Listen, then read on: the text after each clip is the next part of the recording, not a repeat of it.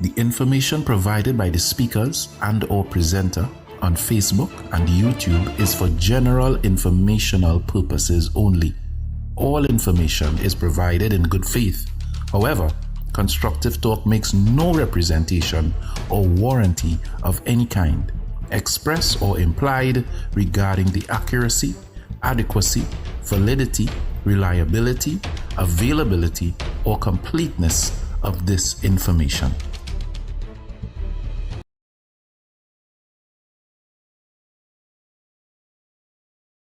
The information provided by the speakers and/or presenter on Facebook and YouTube is for general informational purposes only.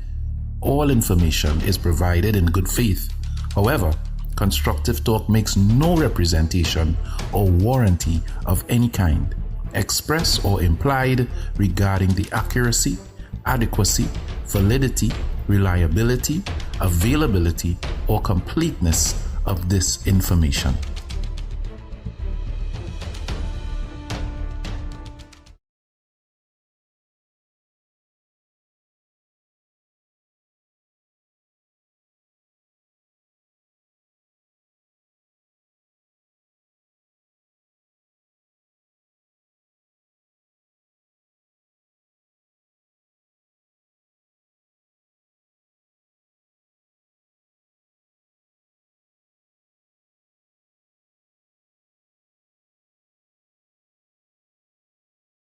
Minister Sean Sobers has told the nation and the region.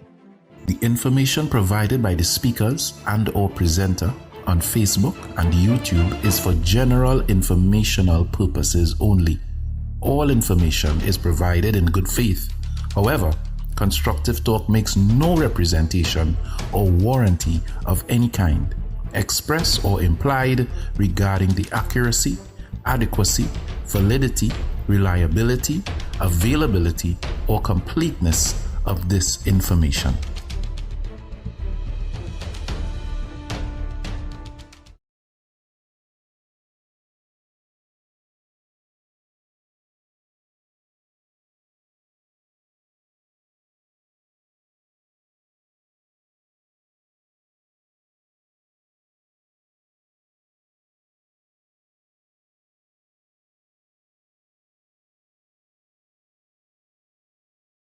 Your peace of mind is our priority.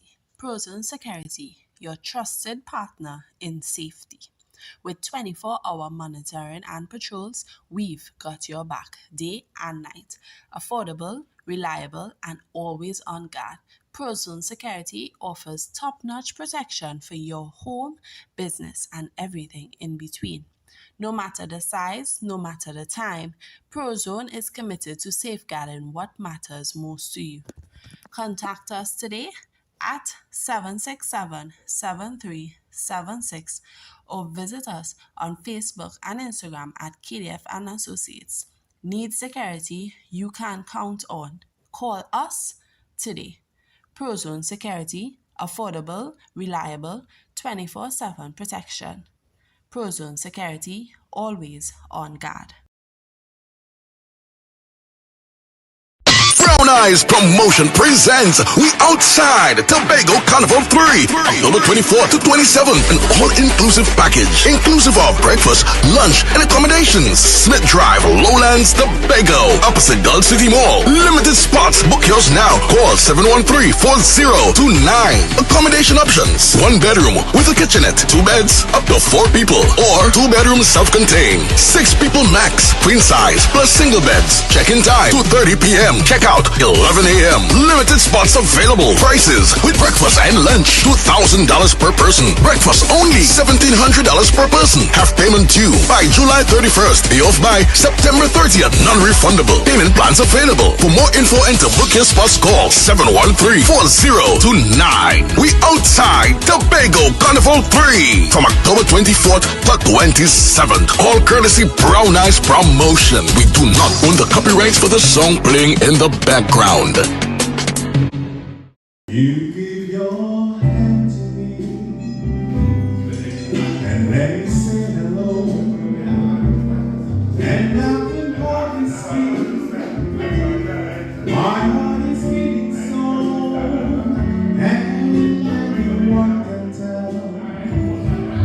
You think you know me well. Well, you don't know me. Hey guys, I am Nigel O'Connor, a singer for all seasons. I am that voice that moves you for every occasion. I am that voice that celebrates life moments one note at a time. I am Nigel O'Connor. You can contact me at 783-0054 or 754-3154. And oh yes, that's me singing in the background. Nowadays I'm not speaking songs. The information provided by the speakers and or presenter on Facebook and YouTube is for general informational purposes only. All information is provided in good faith. However, Constructive Talk makes no representation or warranty of any kind, express or implied, regarding the accuracy, adequacy, validity, reliability, availability, or completeness of this information.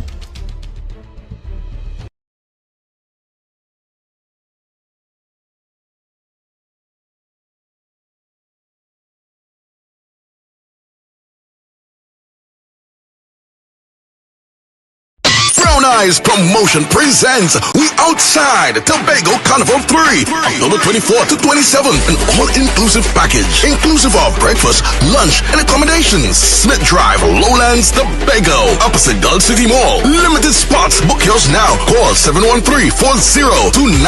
Accommodation options: 1 bedroom with a kitchenette, 2 beds, up to 4 people, or 2 bedrooms self-contained, 6 people max, queen size, plus single beds. Check-in time 2:30 p.m. Check out 11 a.m. Limited spots available. Prices with breakfast and lunch: $2,000 per person. Breakfast only $1,700 per person. Half payment due by July 31st. Pay off by September 30th. Non-refundable. Payment plans available. For more info and to book your spots, call 713-4029. We outside Tobago Carnival 3 from October 24th to 20th.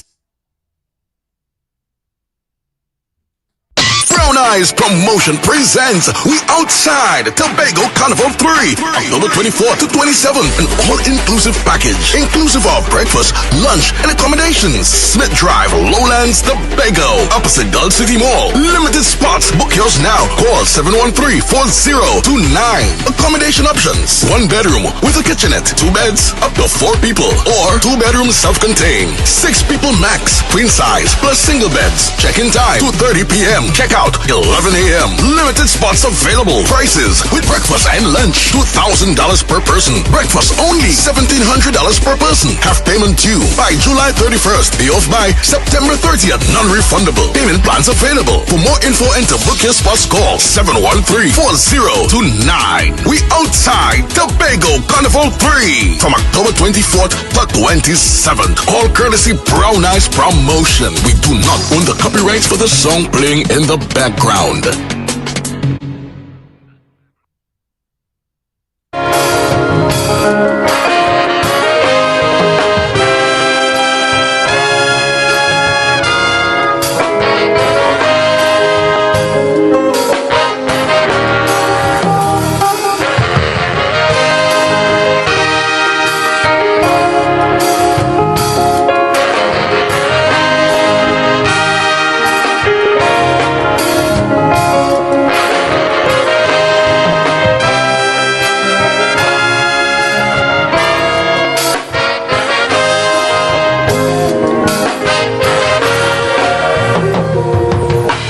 Greetings to you, Prime Minister. This letter is just for you. My intention was to give you this letter when election was true. But since Dr. Rowley was stepping down, I figured I couldn't wait. I'm reading it now. I'm reading it now. Before it's too late. Before it's too late. I hear people say the PNM wasting the nation's time. I hear people say the UNC go scrape every last dime. And some couldn't choose between bad and worse, so I had to write this plea for the next leader. Next leader of this country.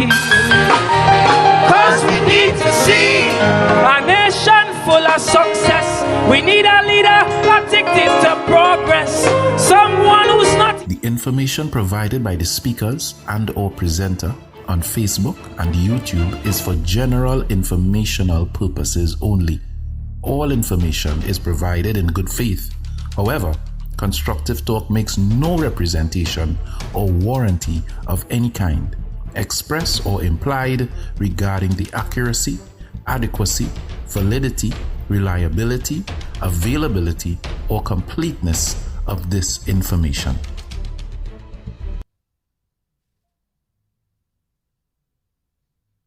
Good evening. So for our continuing series this evening, as we are in the 63rd anniversary of our independence, I just thought that for today's session, we should look into the independence journey under Dr. Eric Williams as our first Prime Minister and the challenges that he would have encountered.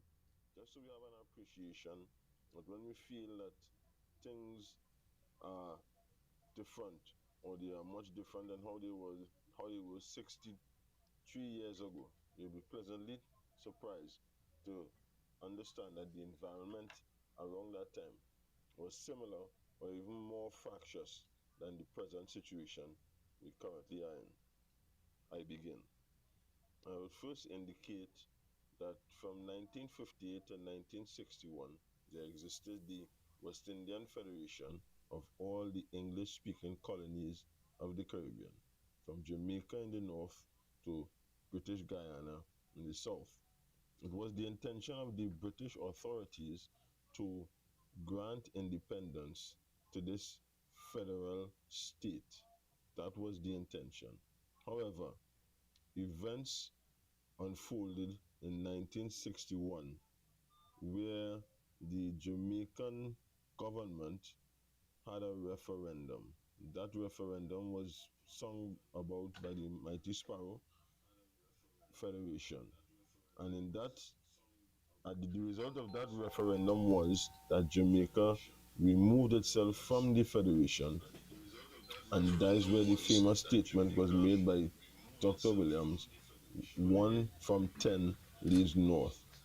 The British then approached the authorities in Trinidad and Tobago to consider going forward with the Federation, with Trinidad and Tobago being the major country. This was untenable for the government under Dr. Williams, and hence independence discussions for Trinidad and Tobago began with a written report that was submitted to the Prime Minister on November 9, 1961. And a new proposal was made concerning a new federation of 9 territories, which was as follows. 1. What had been settled before the middle of 1961 would remain unchanged. Only those points where agreement was reached reluctantly, and only in the effect to retain Jamaica. The matters requiring reconsideration were service to be transferred to the federal government, federal grants to unit services, industrial development, customs union, freedom of movement, sources of federal revenue. 2. The service to be transferred to the federal government should be customs and excise, inland revenue, audit, postal service, telephones and telegraphs, civil aviation, ports, harbors, and wharves, immigration, judicial, including magistrates, police, prisons, broadcasting. 3. The federal government should keep a team of specialists, agriculturists, doctors, economists, whose services will be available to any unit on request. 4. The federal government should make grants to the unit governments in respect of health and education. 5. Industrial development should be on the concurrent list, but it should be made clear that the federal government would have no power to legislate to zone industries, while legislation limiting the power of any unit government to promote industrial development should not, unless it concerns income tax concessions, come into force in a unit until it was adopted by the legislature of that unit. 6. Full customs union should be introduced as soon as possible without the delays which had been agreed upon at Jamaica's request. 7. The freedom of movement should not merely be on the exclusive list, but should be enshrined in the federal constitution. Given such entrenchment, most of the governments were willing to concede a short delay, but others considered that freedom of movement should come into effect with independence as a matter of principle. 8. All governments concurred with the proposal in the Economics of Nationhood that the federal government should be financed by taxes on income tax as well as by import duties. 9. The basis for financing the federation should be the national income of the territories. The contribution of Trinidad and Tobago would thus work out at 74.6% of the federal budget. 10. Governors and permanent secretaries should be abolished in all unit territories. Each territory should have a maximum number of 2 ministers plus 1 for each 100,000 of population. Arthur Lewis advised me that the structure which emerged from his proposal was stronger than anything which had hitherto seemed possible. If he had my assurance that the proposals were on the right lines, he would advise the federal government to summon, for the end of 1961, a conference of unit governments to agree on final terms of independence. My cabinet would not even discuss the proposal. It rejected them out of hand. Trinidad and Tobago would be committed to paying 75% of the federal budget when it was limited to less than 50% of federal representation, notwithstanding the fact that it had over 50% of the federal population. Arthur Lewis also argued against a unitary state on the ground that it was more expensive. The rejection by the cabinet was followed by rejection by the party, with the announcement that the new Secretary of State for the Colonies, Reginald Maudling, proposed to visit the West Indies. It was more than ever necessary for the PNM to take a firm stand on the question. We did this at the meeting of our General Council on Sunday, January 15, 1962, when we approved a resolution which would be put by me before a special convention announced for January 27 to 28th. After a number of recitals regarding the defunct federation, our dominating position in the Eastern Caribbean, our position vis-a-vis other independent countries, trade with non-British territories in the Caribbean, the resolution, as subsequently amended, read, "Be it therefore resolved that Trinidad and Tobago reject unequivocally any partition in the proposed Federation of the Eastern Caribbean, and proceed forthwith to national independence without prejudice to the future association in a unitary state of the people of Trinidad and Tobago with any territory of the Eastern Caribbean, whose people may so desire, and in terms to be mutually agreed with, in any case providing for the maximum possible degree of local government. And be it further resolved that PNM's government in Trinidad and Tobago take the initiative in proposing the maximum measure of collaboration among the Union of the disintegrated Federation in respect of such common services as the university and communication. And be it further resolved that Trinidad and Tobago declare their willingness to associate with all the people of the Caribbean, the Caribbean Economic Community, and to take such action as may be necessary for the achievement of this objective. and be it further resolved that PNM's government of Trinidad and Tobago take steps to consult responsible organizations in the territory, political, economic, social, civic, cultural, and fraternal, with respect to the above resolutions, in order to implement the government's pledge contained in His Excellency the Governor's speech from the throne on December 29, 1961, to associate the people of the territory actively with the discussions on independence in the context of PNM's objectives for the achievement of an educated democracy. End quote. So, from those words, you can see that there was a clear plan and a course of action to take Trinidad and Tobago forward after the dissolution of the Federation. It was not an ad hoc or by the way movement, as many would suggest, that was not properly thought out. I leave this for you to consider and have germane discussions begin on the preceding extract. Thank you.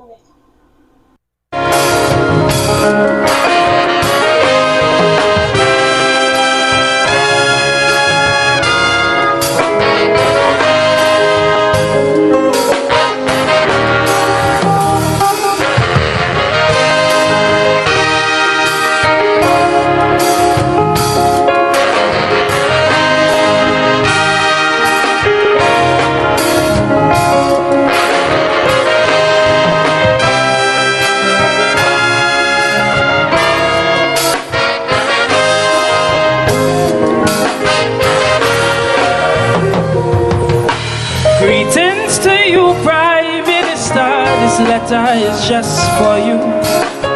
My intention was to give you this letter when election was true. But since Dr. Rowley was stepping down, I figured I couldn't wait. I'm reading it now. I'm reading it now. Before it's too late. Before it's too late. I hear people say the PNM wasting the nation's time. I hear people say the UNC go scrape every last dime. And some couldn't choose between bad and worse, so I had to write this plea for the next leader of this country.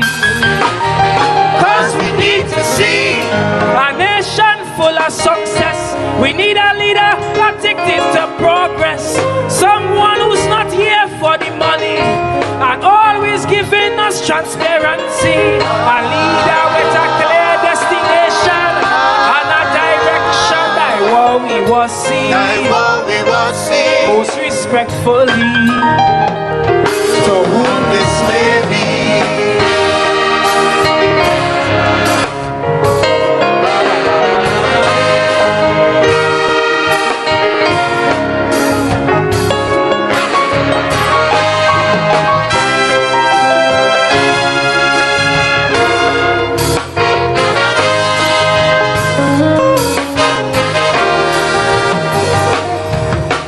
some people say bad politics slowing this nation down, and some people say implementation is where we does go wrong.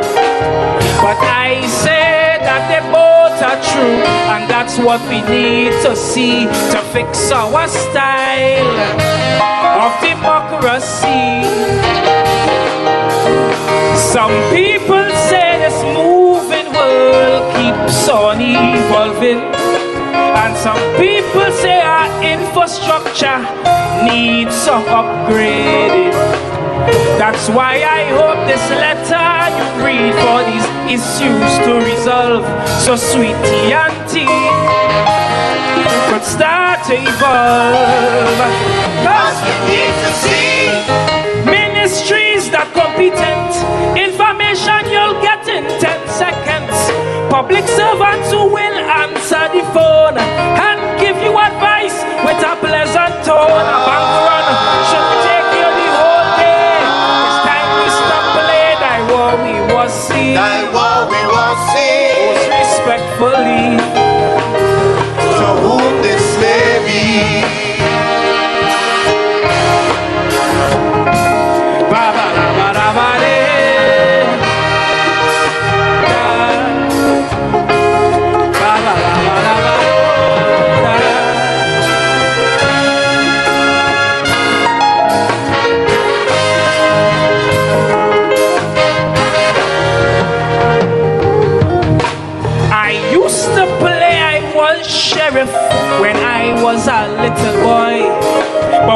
see they arrested Earla. I'm glad my gun was just a toy. It reminds me there are few ways up and 1,000 ways to fall. It's not just for one, but that goes for all. Many leaders in this land could be guilty or innocent, and it's hard for the people to truly know, so they will judge your intent. So before you walk in that big office, take a look at your character and have a long chat with Almighty Father. Cause we need to see power without ego. Take a ride on the bus, let people know. Well, good evening, Trinidad and Tobago. Good evening to those of you locked on to Constructive Talk. Yep, I am here. We are here. My guest is in studio with me this evening. He's here with me, and we're ready to rumble, you know.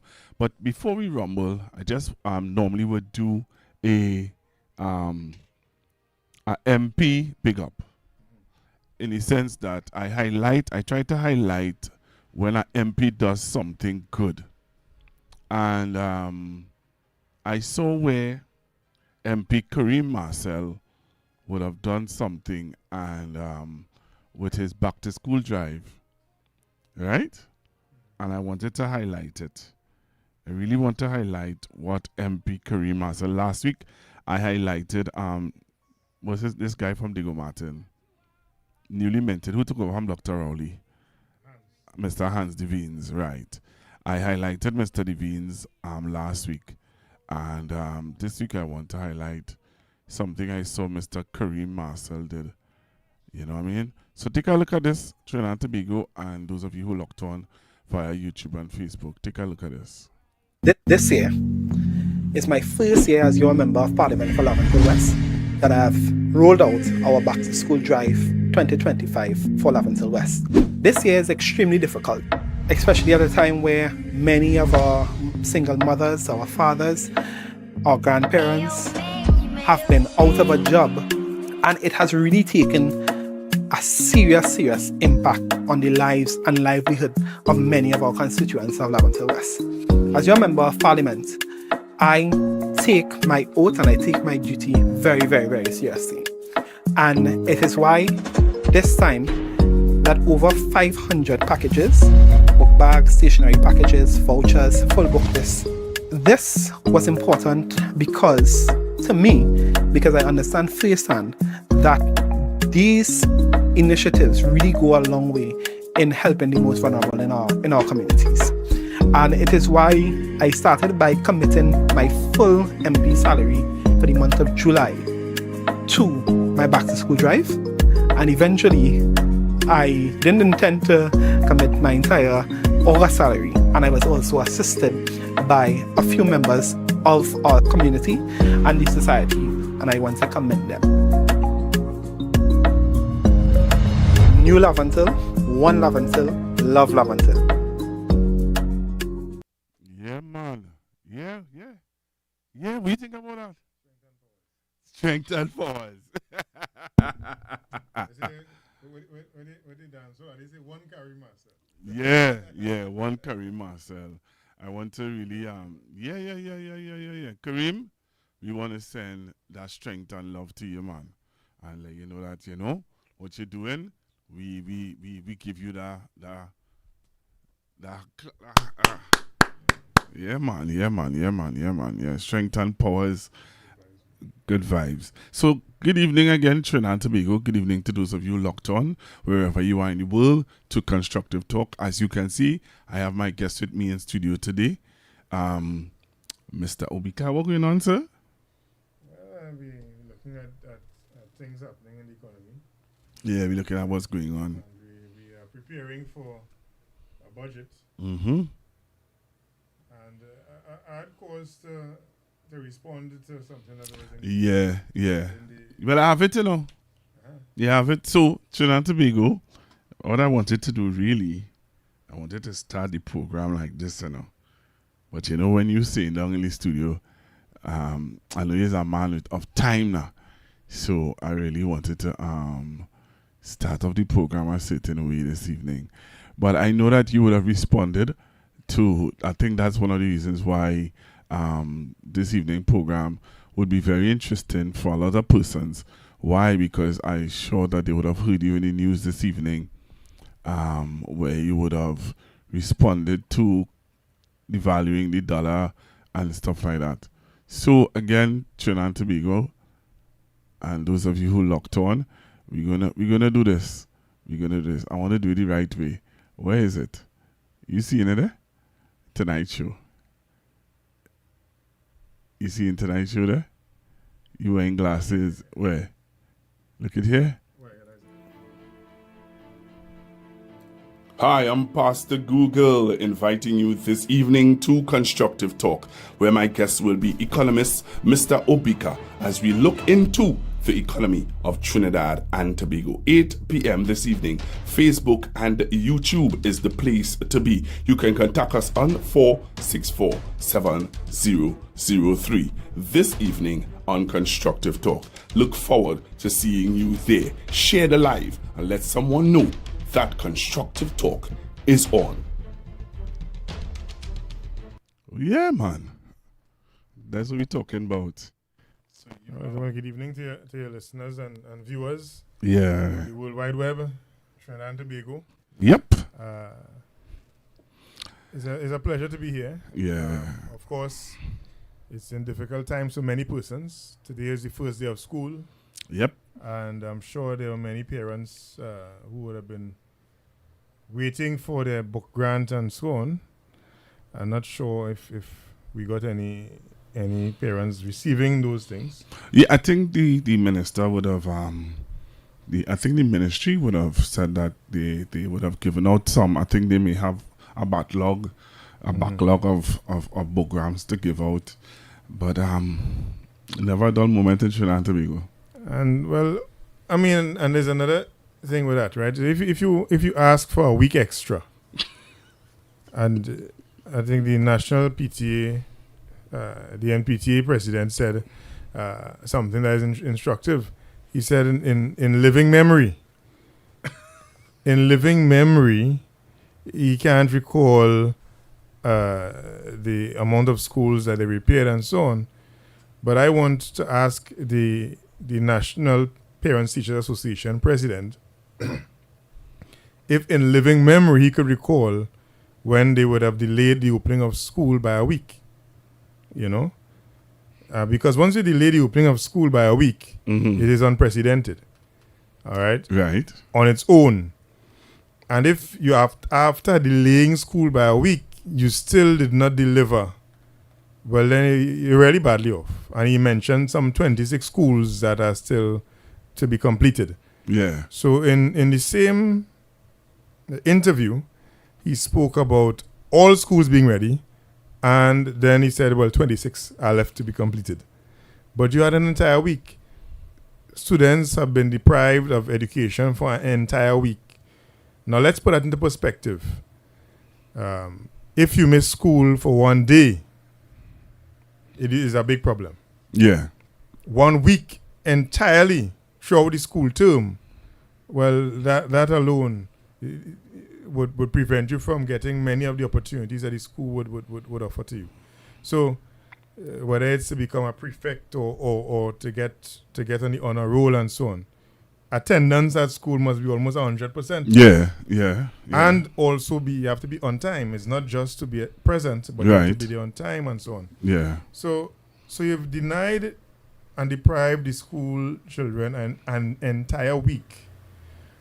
And you are patting yourself on the back. So it's like if somebody say, no, this job must be done by carnival.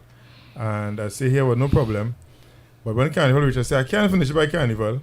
I'll finish it in last lap. Give me till Tuesday after carnival.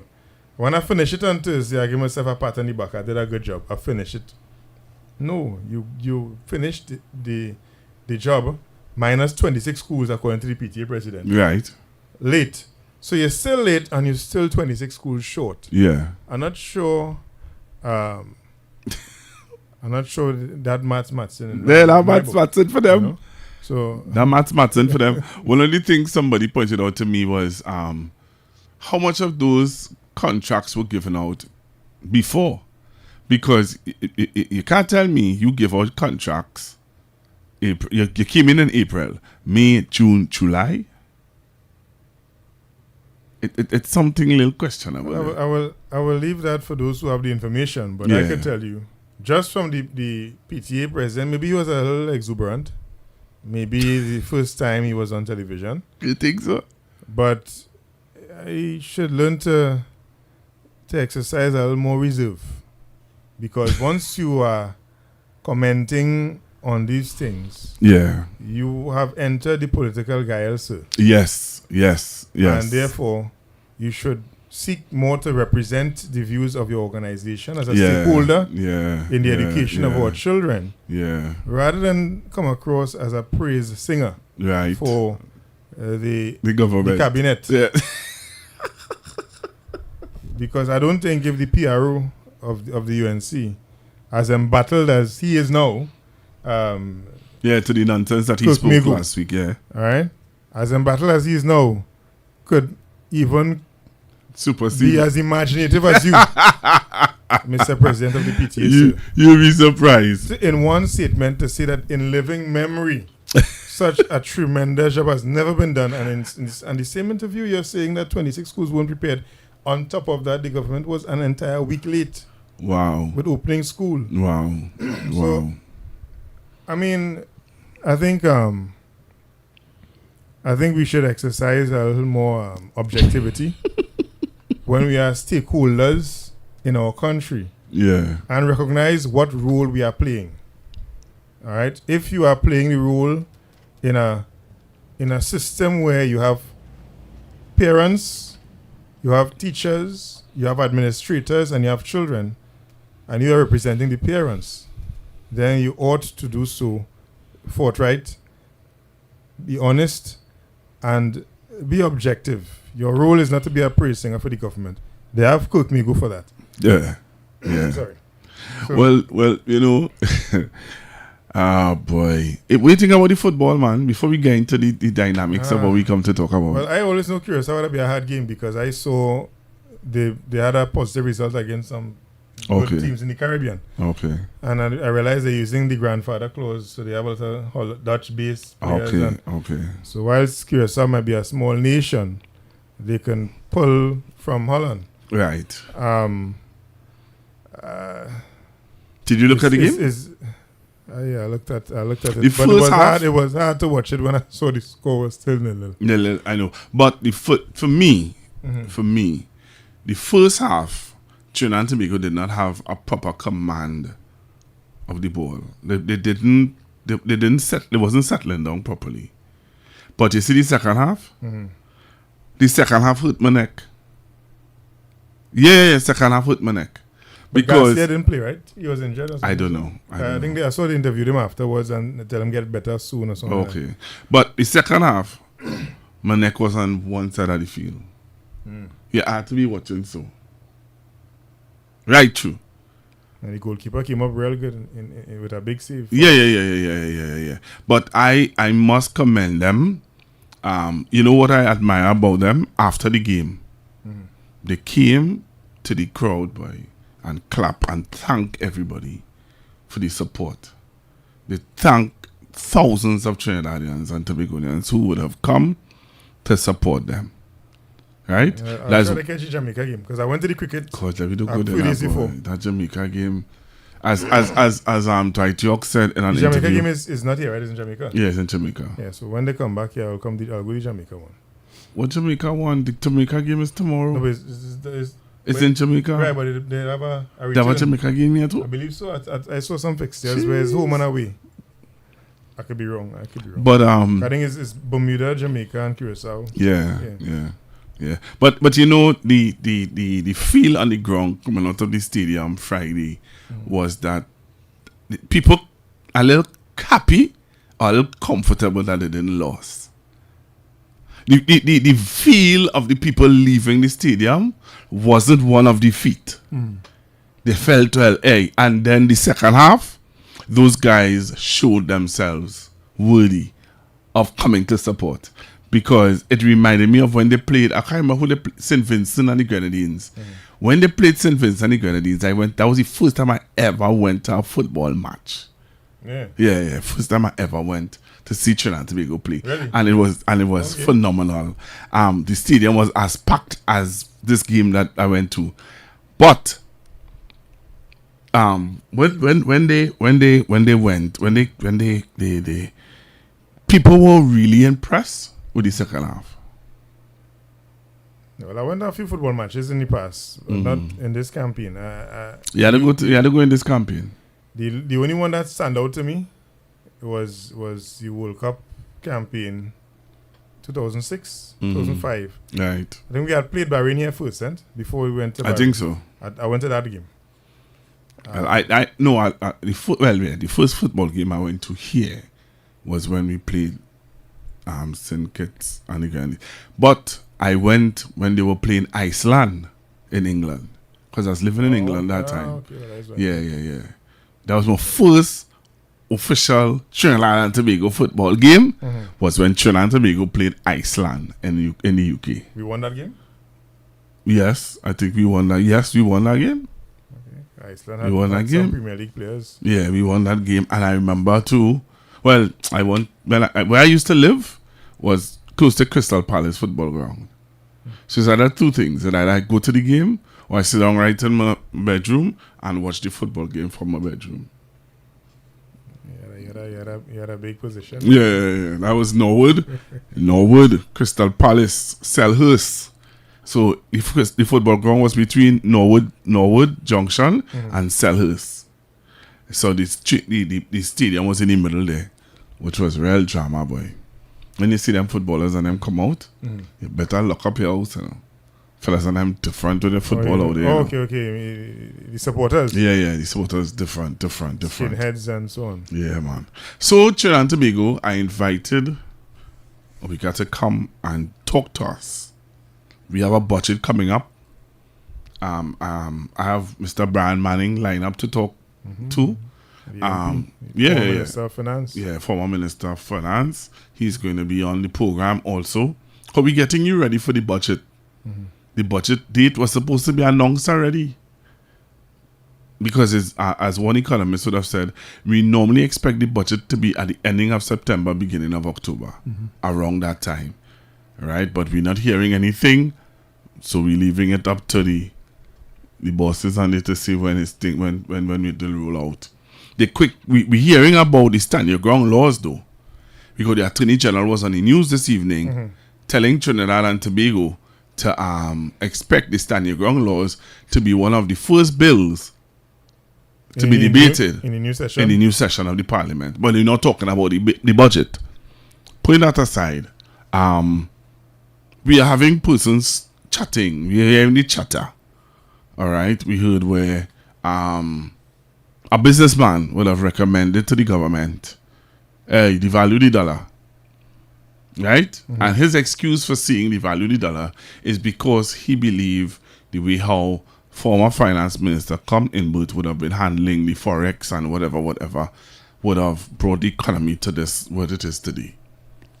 And he spoke about the black market and if you devalue the dollar, that there would virtually be no black market. And but before you go there, I just want to remind the nation that in 2015, when Dr. Rowley took office, the former central bank governor back then, Joala Rambarat, would have told the nation that we had 4 consecutive negative growth. And he also would have announced that we were in a recession. Which we were, because the price of oil was tumbling. Right. From the $100 a barrel plus to $40-something. It fell below $50. Beautiful. After at that time, when Dr. Rowley them came in, I remember former Minister Come Inbert had to go out of Trinidad and Tobago and campaign to try to get funds, especially to pay public servants the promised money that was left by the former government to pay them. $5 billion. Right. Okay. After that, what happened to this? What happened to the world?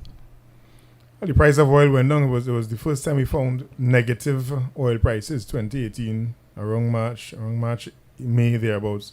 The price of oil was negative, which was interesting. Right. Because I did the energy economics. Right. So it meant that you had to pay persons to take your oil. Wow. That's what that meant. Yeah. So and that was in COVID.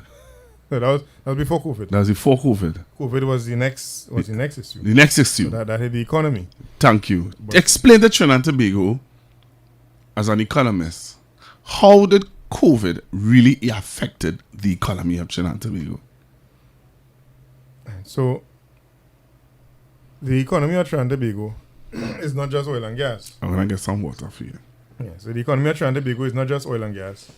You have the non-energy sector, and you have persons in manufacturing, you have persons in the creative sector.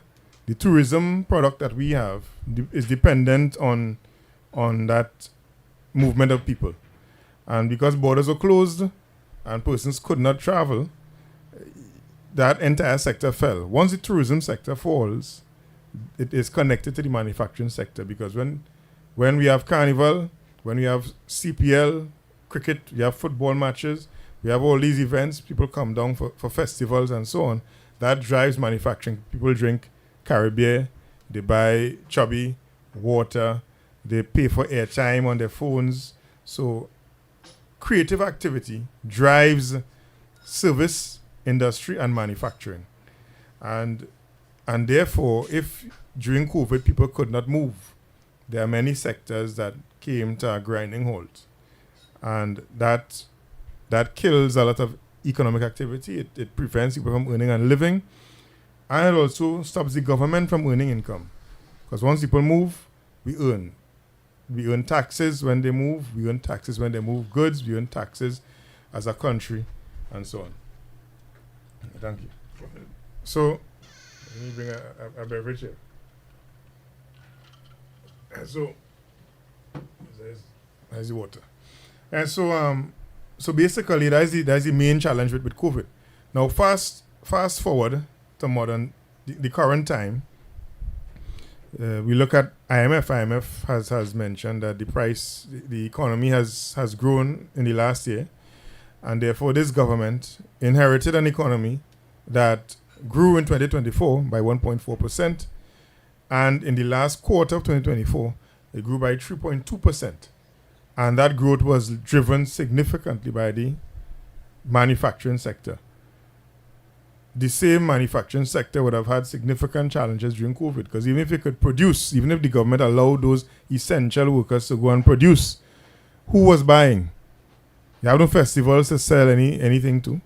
You didn't have children going to school, so you didn't have conkles to sell snacks, biscuits, and so on. You didn't have people playing mass, so therefore you didn't have the need for persons to purchase beer and stout and liquor and all these things. So therefore, it's significantly impacted. And then persons are earning an income. How can they afford?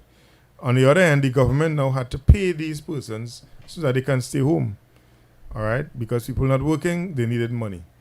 They were going out to look for money, and the government had to pay them so that they can stay in place. So the government printed a lot of checks and gave persons, they gave businesses money. There are many businesses that got 0% interest rate. You don't get 0% by guess. It is the government who funds the 0% rate, and as a result of that, it was extremely difficult to manage the economy. So you had a government that managed the economy, and out of COVID, you have to grow to reabsorb persons, to get persons back to work. You have to make sure the economy is growing, so you can, because the economy would have shrunk to size in COVID. And every year out of COVID, the economy grew consistently, and that growth happened even when the energy sector was experiencing difficulty. So the manufacturing sector, the non-energy manufacturing sector, pushed this economy, and as a result of that, it's important to acknowledge where the successes were. So when you have a businessman who ought to know, or if he didn't know, he can ask, that it was these measures that helped the economy grow. If the government had devalued the dollar, the same manufacturers would have had a difficulty. But again, of course, not everyone has access to the right information. So sometimes you have to provide it for them. So what would be the question? I see my brother here is here doing producer work. What would be the issue that the people will have regarding the devaluation of the currency? That would be the question that I would want to ask. Yep. Because if you say there are many persons who are asking, well, why not devalue the currency?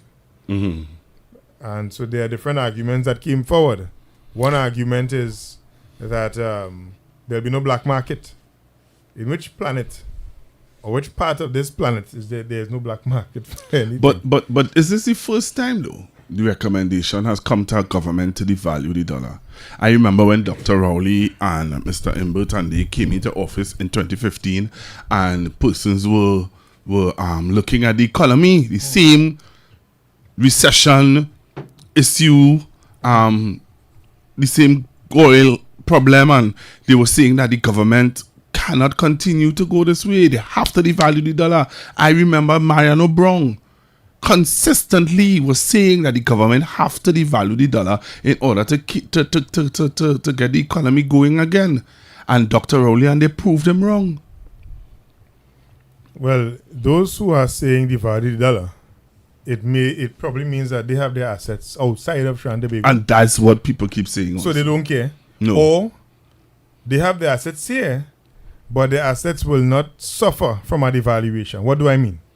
If you are a businessman and your product, you manufacture a product for export, all right? Your inputs come in from outside, so it doesn't matter to you.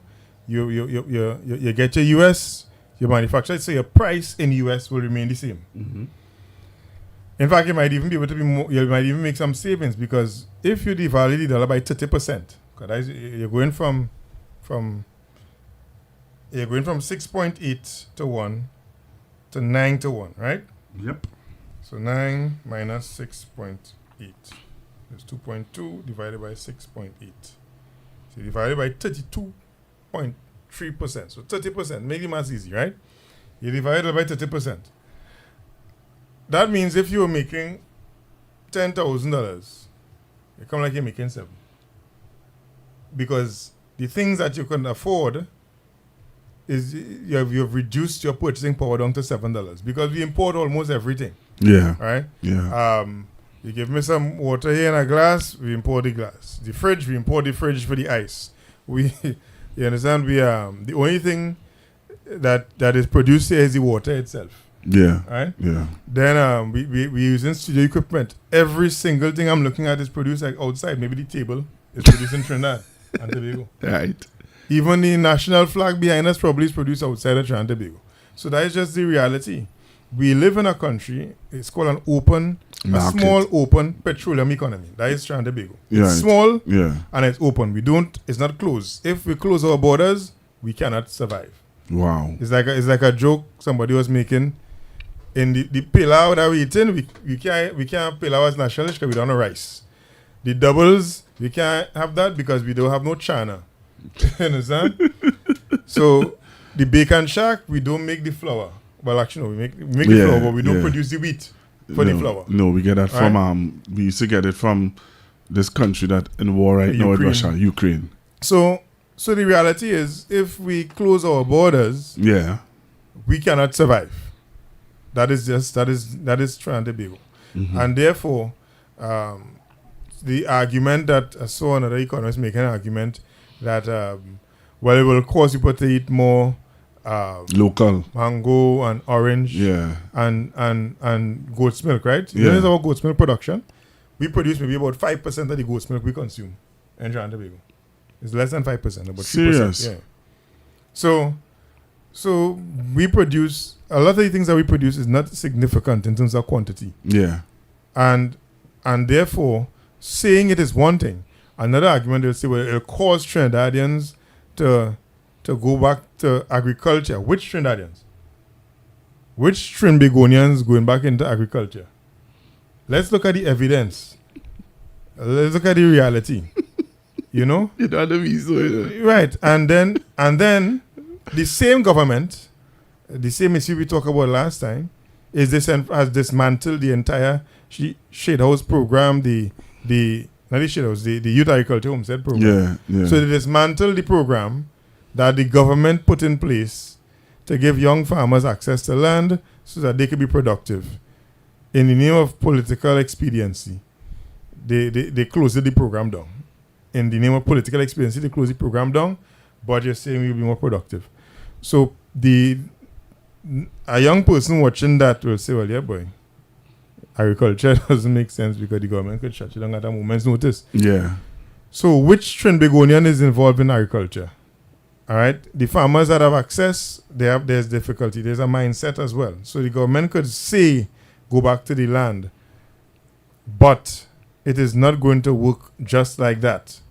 The process that they had to go through to get those young people to see agriculture as an alternative. As a viable alternative. Is that they had to weed them through the process, carry them to schooling. So then the ones that go through school will say, okay, yeah, they're interested. Yeah. And then have a reward of a house. Yeah.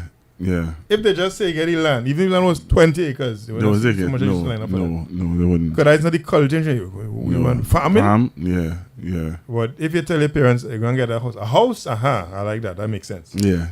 But you can still do a job on the side, right, in our mindset. Yeah. So therefore, which family has farmers in it?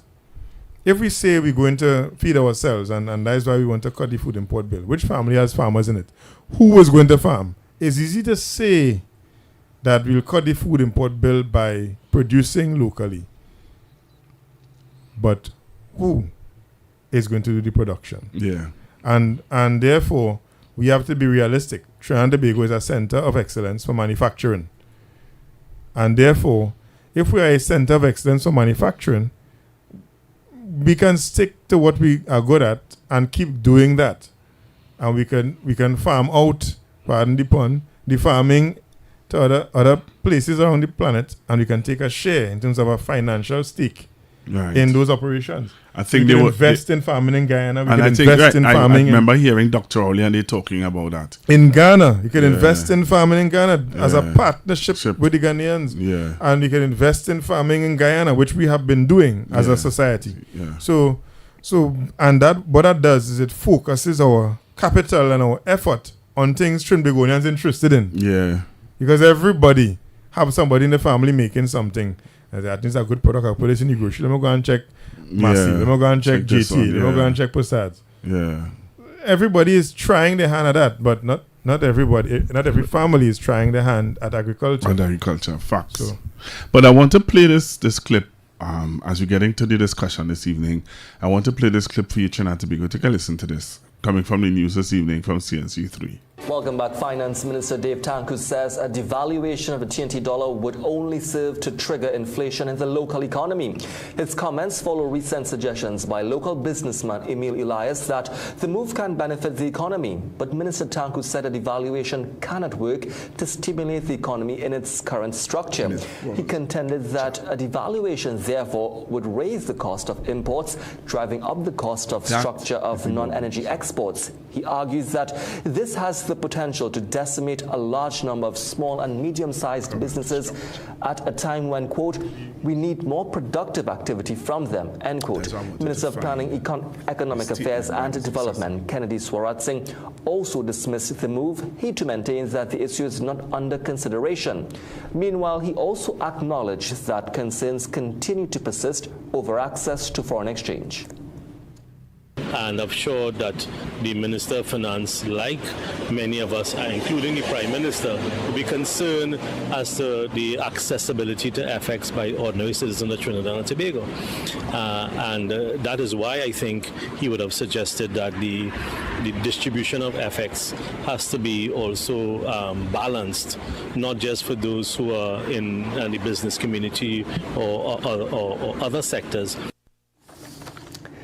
Now, asked for an update on the government's Forex cartel investigation, Minister Sorat Singh said he could not comment. Meanwhile, former Finance Minister Com Imbut noted that back in 2024, he had asked the central bank to calculate the devaluation of the TT dollar on revenue, and the findings revealed that the increase in revenue was less than 1%.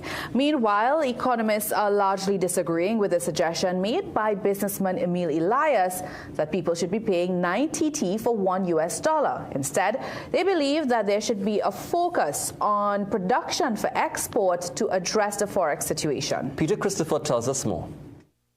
Business Watch, brought to you by Flow. We keep your rhythm flowing.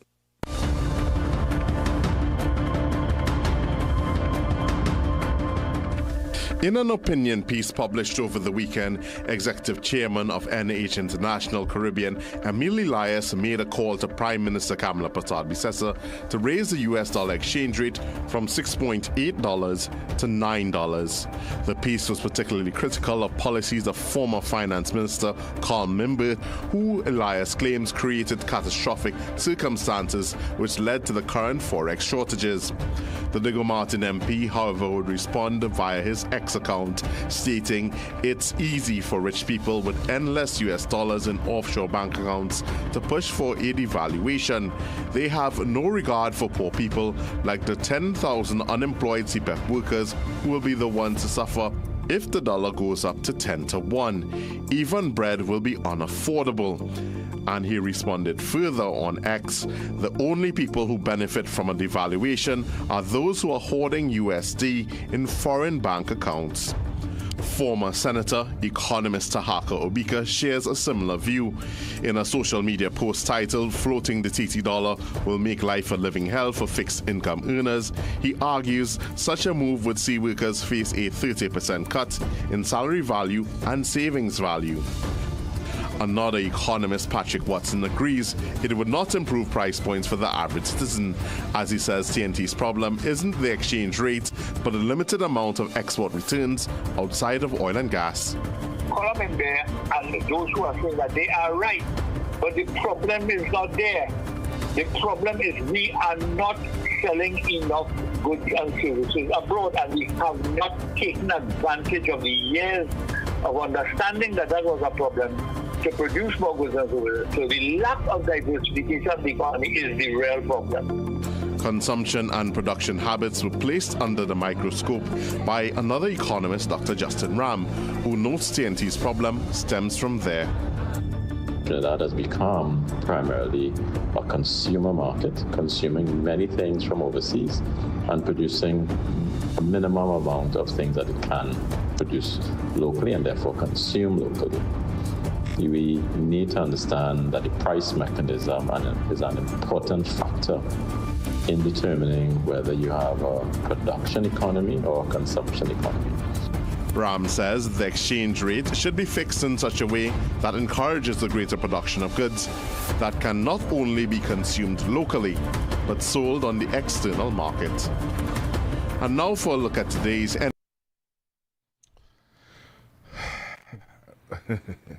What is your take on what you heard in the news just now there?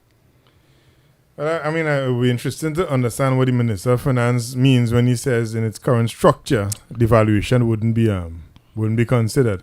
And then when the Minister of the Economy said it's not under consideration. You know, so that those words aren't necessarily definitive. No, it's not. It's really basically saying, well, right now, that's not on the table. You know, now the current structure of the economy, I don't want to answer for the Minister of Finance, but I can't see any time in the next generation that the structure of the transatlantic economy will favor a devaluation in the context of the citizens and the suffering that they will endure. If you devalue the currency by 30% and you have a retirement package in place, your retirement package is not going to go up by 30%, you know. Your retirement package will remain what it is. You would have to add more money, add more TT dollars, to increase your retirement package. Your retirement package is not quoted in US, it's quoted in TT. And if you have, let's say you have a savings plan in place, you have $100,000 put aside for savings, and your plan is that is going to be your education fund for your children who are to go to study abroad for whatever reason, and you have a decline in 30%. Is 30% in decline in reality is not going to be equivalent in US. You're going to lose. So now you have to replace that with more TT to buy the US. But it's going to put people, if you have, let's say you have a child abroad now, studying right now, and you have to send US 20,000 TT, let's say 3,000 US, 21,000 TT to them. Yeah. And they change the exchange rate, multiply that by 30%. So now you have to send 27,000 roughly to them. Right?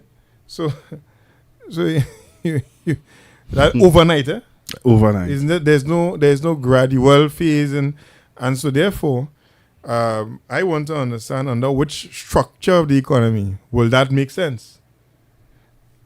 The medicines that we produce, 'cause even if we say we're going to start producing more primary production, or we say we push in agriculture, and we turn the whole of Tobago to make rice, to grow rice. Where are we getting the wheat from? Where are we going to get the medicines from? The medicines that we import are in US. We don't import them in TT. Right. We don't import. So therefore, those persons who have to purchase their medication, they're going to be paying more. So if you was paying $1,000 for medication, $1,300. There's no structure of the economy. So that will be a good idea. We are not a large economy with complex sectors. Well, Mr. Tanku and Ms. Bisessa know what they're talking about, right? They know what they're talking about. But you see, my question to you now is that this government came in on promises, you know.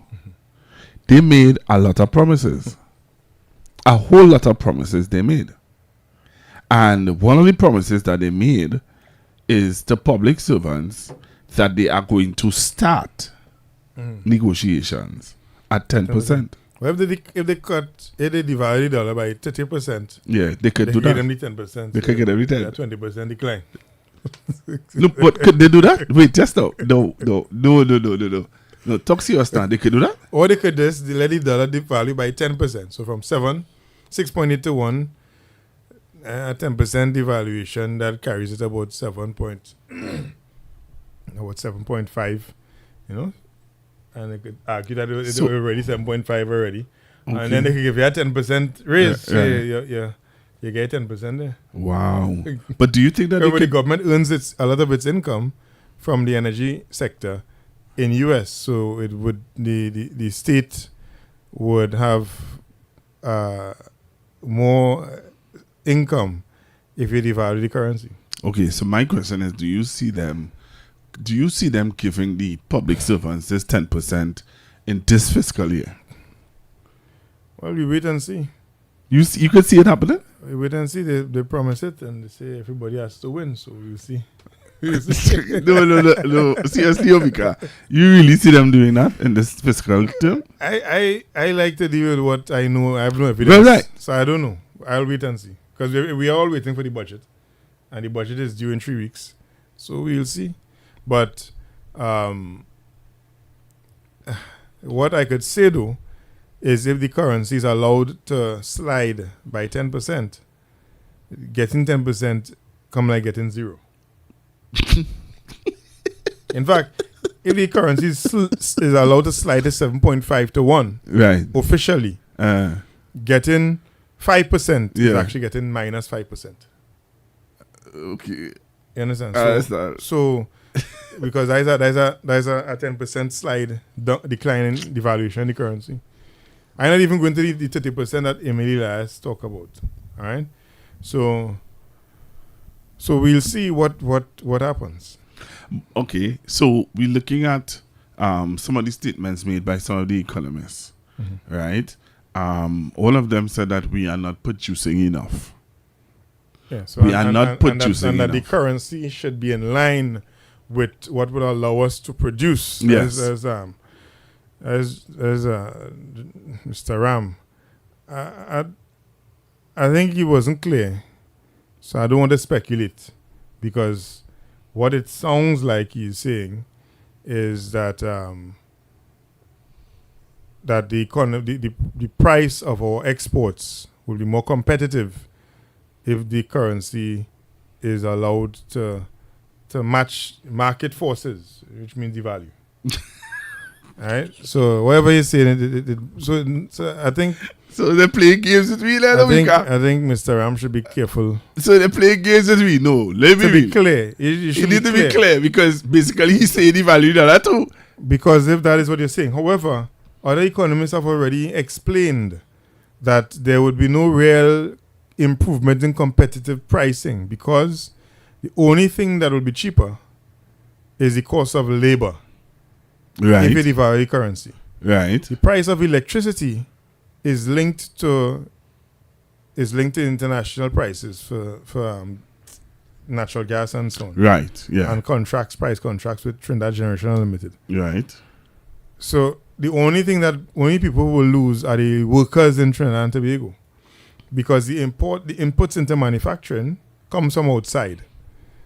All right. Even the for example, the rum, the inputs into rum, the blends and so on. We don't grow sugarcane here anymore, so it comes from outside. We import it. Yeah. And therefore, the bottles that we use, we import that. The plastic for the labels, I think we import that too. So we import virtually everything. And therefore, the only savings that these economists are referring to would be the savings that the employer will make because they could pay the worker less.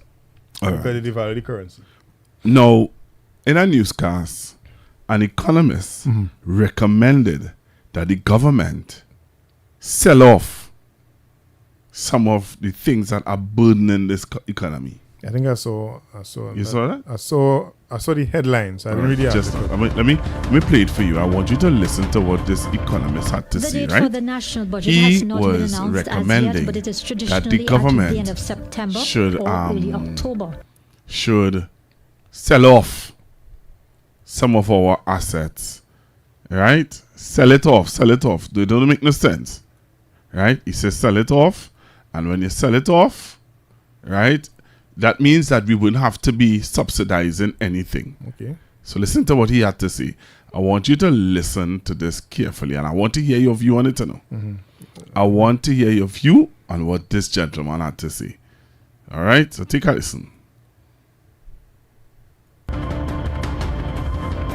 The date for the national budget has not been announced as yet, but it is traditionally at the end of September or early October. And as the countdown begins, economist Dr. Valmiki Arjun shares with Business Watch areas the finance minister ought to be looking at. Since we are still in a tight financial spot, I would also urge that they consider the divestments or sale of certain state assets or state entities, because the proceeds from these sales will help to meet state spending without necessarily putting extra pressure on the debt levels. Plus, some of these entities and assets soak up a lot of much needed state finances each year through transfers, and these same state funds could be repurposed to more productive avenues. With food security remaining a key area to be addressed, Dr. Arjun had this advice. A clear plan could also be presented to lower the food import bill.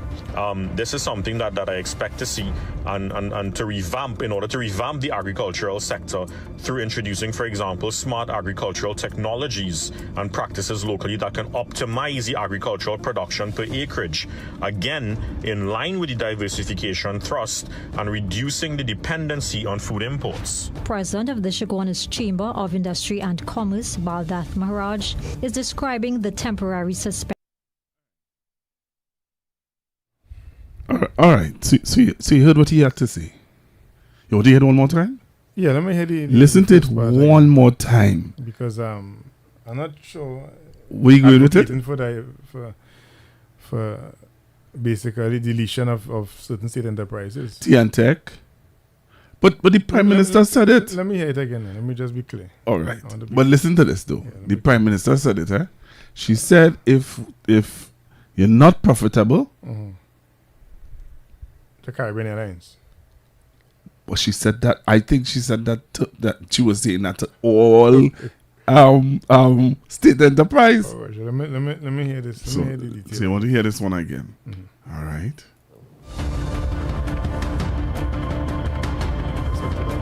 The date for the national budget has not been announced as yet, but it is traditionally at the end of September or early October. And as the countdown begins, economist Dr. Valmiki Arjun shares with Business Watch areas the finance minister ought to be looking at. Since we are still in a tight financial spot, I would also urge that they consider the divestments or sale of certain state assets or state entities, because the proceeds from these sales will help to meet state spending without necessarily putting extra pressure on the debt levels. Plus, some of these entities and assets soak up a lot of much needed state finances each year through transfers, and these same state funds could be repurposed to more productive avenues. With food security remaining a key area to be addressed, Dr. Arjun had this advice. A clear plan could also be presented to lower the food import bill. This is something that I expect to see and to revamp, in order to revamp the agricultural sector through introducing, for example, smart agricultural technologies and practices locally that can optimize the agricultural production per acreage. Again, in line with the diversification thrust and reducing the dependency on food imports. President of the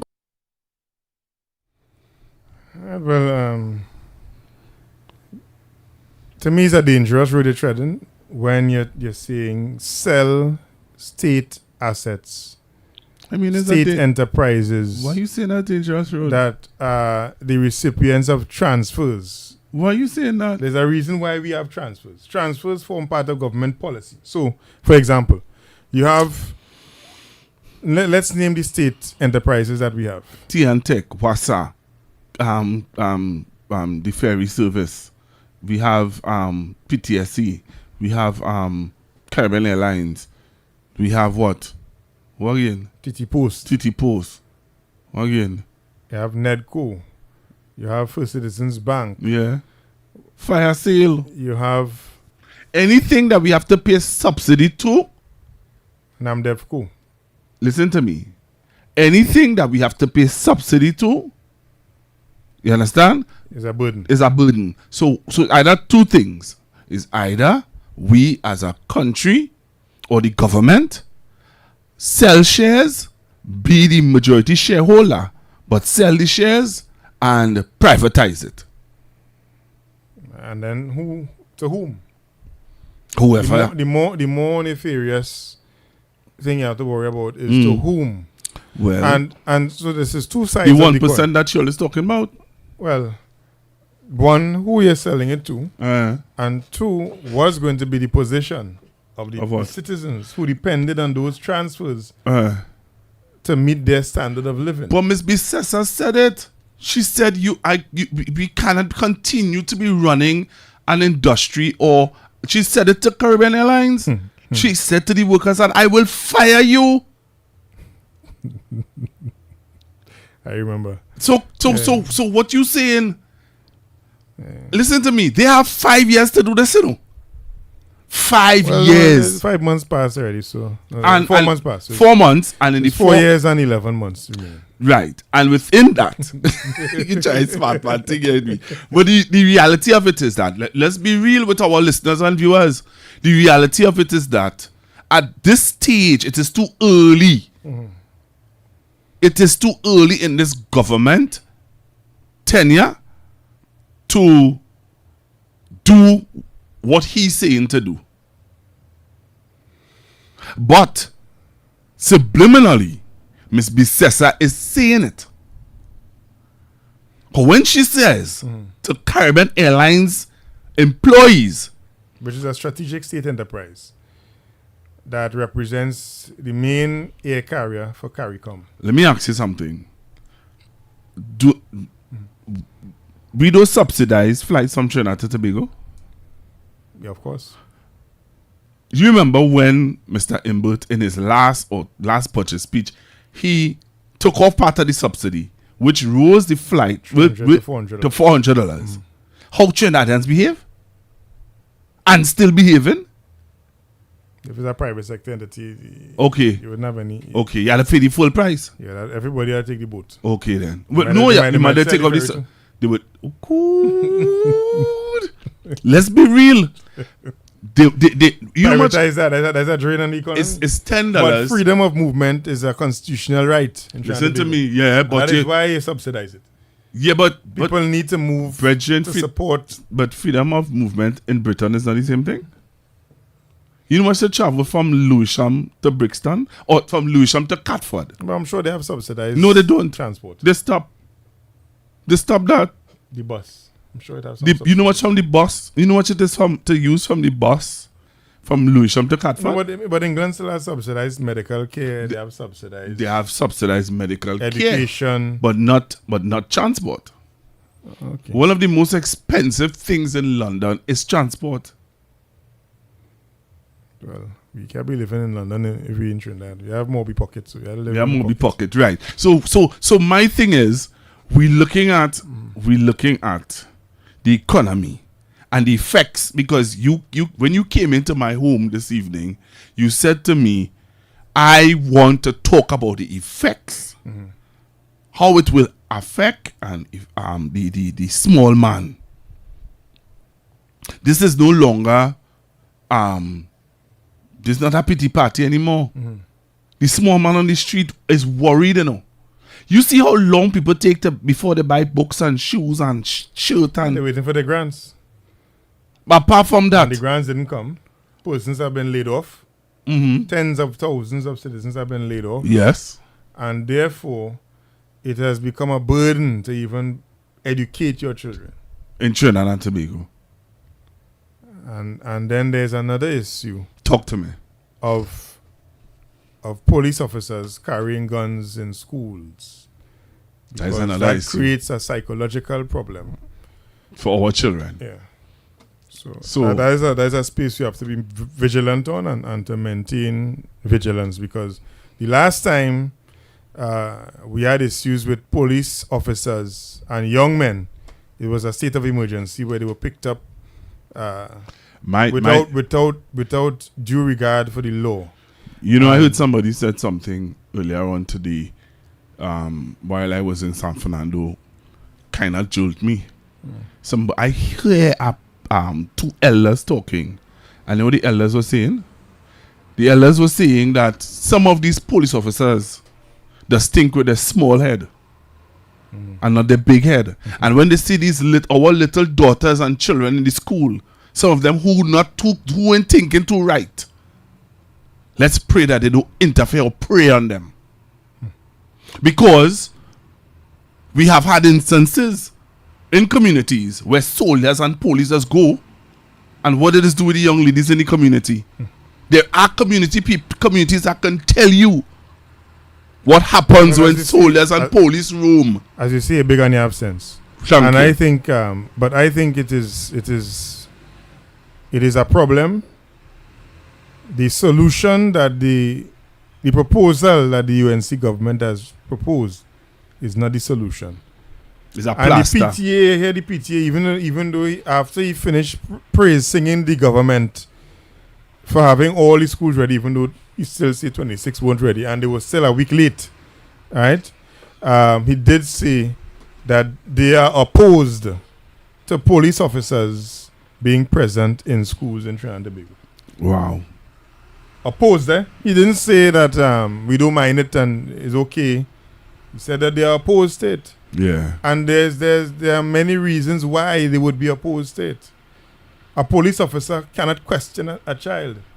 These types of things, they are without the presence or the approval of the parent.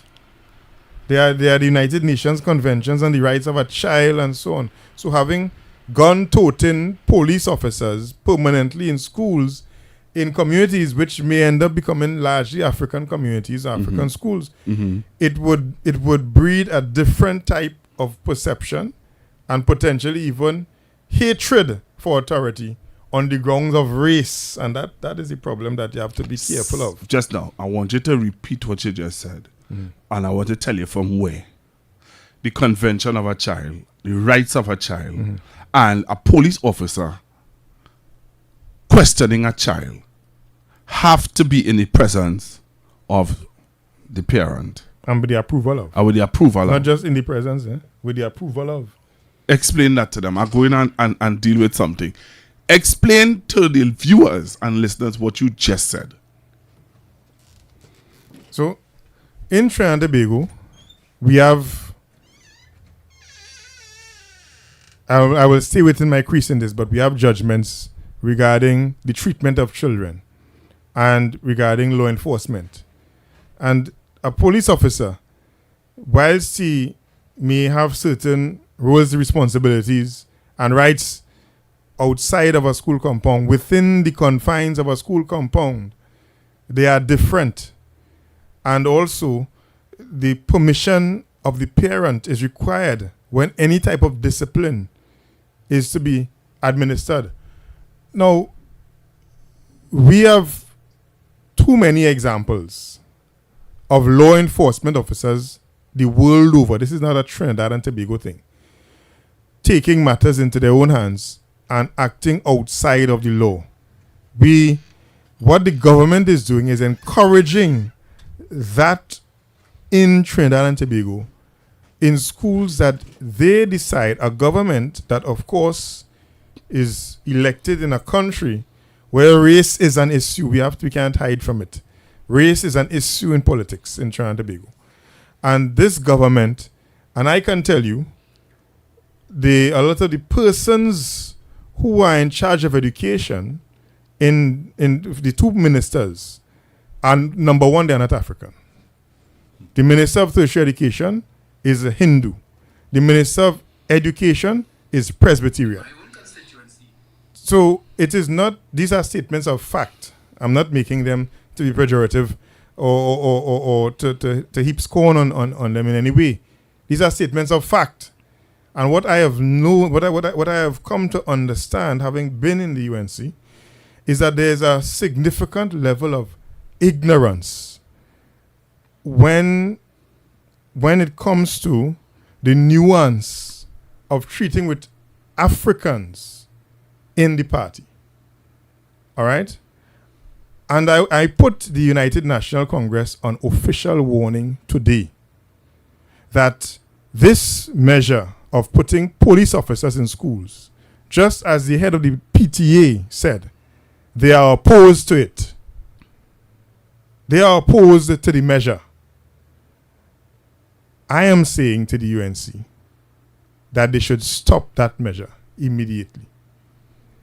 What they are doing is they are repeating what they did when they were in office last, where during the state of emergency, the result was heaping up of young African males by the heap and pile, bundling them in police jeeps and sending them to the police station in detention, unlawful detention. A violation that basically rocked the core of race relations in Trinidad and Tobago. And therefore, what we are going to experience is like you have a crystal ball. Today is what, the 8th of September 2025? If we fast forward into the future, it will be a sad day, but I am sure one of the things that we would reflect on is, number one, the schools that they send these officers in would be largely in communities where there are African people or African students, and it would affect negatively race relations in this country. The police officers do not belong in the schools. If the issue is policing the community, have police officers in the community, as you customarily do. If a community is deemed as not unsafe for children to leave the school and walk home, during the hours when children leave school between 2:30 p.m. and 4 p.m., you have a strong, elevated police presence outside of the school compound. If the issue is miscreant behavior by a few students within the school, there is a disciplinary process. I've been a teacher in the past. There's a disciplinary process. It starts with the teacher-parent consultation. it ends with expulsion or transfer to a institution that can accommodate the child's educational needs. Whether it's the MyLad program, and that was the measure that was put in place with the last government. Yeah, because they were going to put one for the girls too. Right. And you have them in MyLad, they get disciplined, whilst MyLad was not designed to deal with only with children who are giving trouble. No, it was designed, but it was deemed that to be able to accommodate it. Yes. And therefore, you can put these children who are experiencing difficulty in the school system in the MyLad program. And so therefore you preserve the educational environment within the school. But there are other reasons why schools perform where children are giving trouble. When teacher absenteeism is a big issue. Thank you. And I am saying, if you combine teacher absenteeism, armed police presence, and the undercurrent of racism that people will start to look at, it will not bode well for this measure of police officers in schools, and it will not bode well for race relations in Trinidad and Tobago. So this is a warning to the UNC government. All right, take some advice from someone who knows your Achilles heel. All right, when it comes to race relations, because for 5 years and about 8 months, my rule was to warn persons: hey, you can't say this. Whoa, you can't say that. That is not going to go down well in terms of the African population. So take some advice. End this measure of police officers in schools, regardless of how much money you spend. Police officers do not belong in the schools. They can be outside the school compound during the hours of school, especially during the time when students are going to school and going home. Beautiful. If that is the issue. If the issue is the community. If the issue is the students, there's a disciplinary process. If you want to fix that, fix that. Yeah. And you work towards. You work in that, but fix teacher absenteeism as well. Yeah. Yeah. Now, what they're going to do is, when you know somebody's history, when you know the past, you don't make the same mistakes. But Trinidad and Tobago did that, eh? Well, so you know the past, and the past experience is the UNC using police officers in African communities brings Trinidad and Tobago almost to the point of racial strife. So try not to use the police as the only opportunity to have a solution. Yeah. The solution can come from the Ministry of Education. Right. But how can it come from the Ministry of Education when the minister is Swaha and the Minister of Education is the Minister of Tertiary Education is Swaha, the Minister of Education is Presbyterian. All right?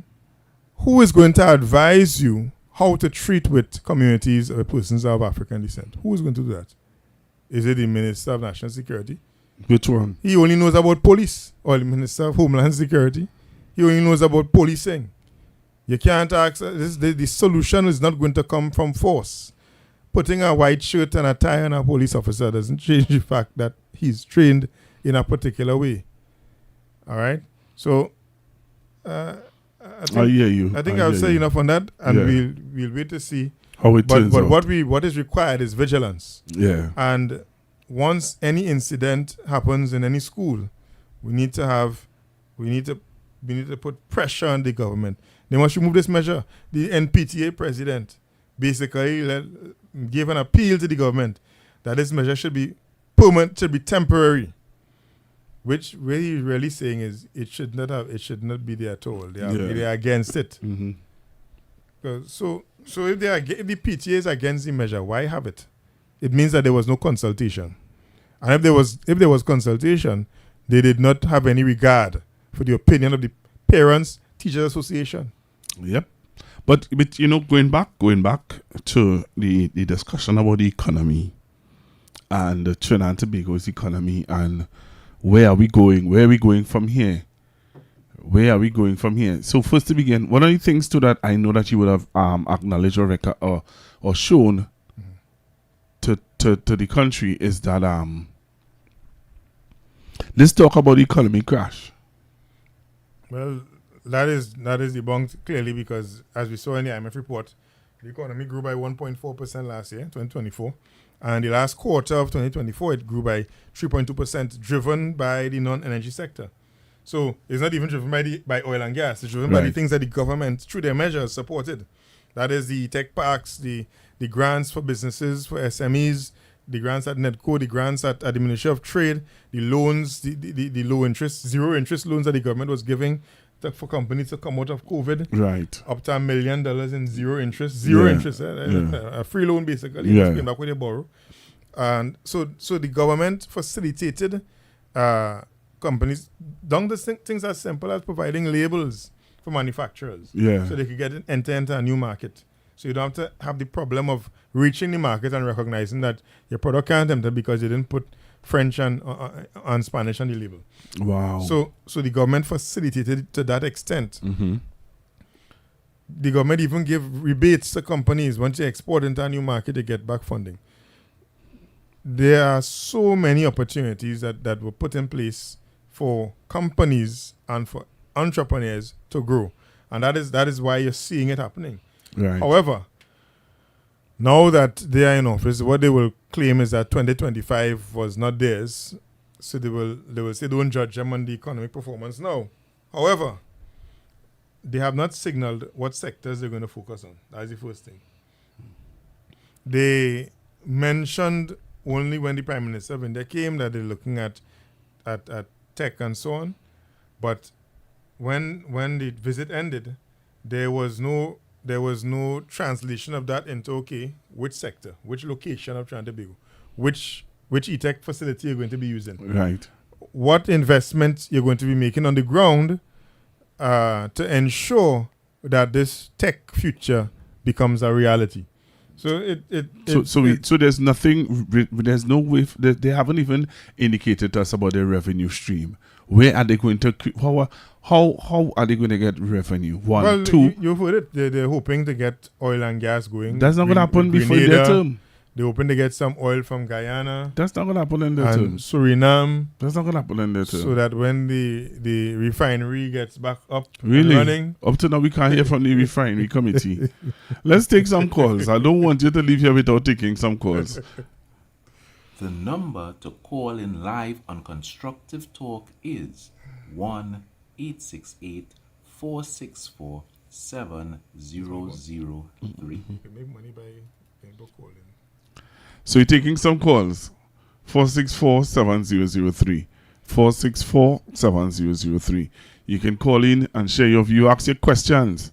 You know, the budget is coming up. Are you all comfortable, happy?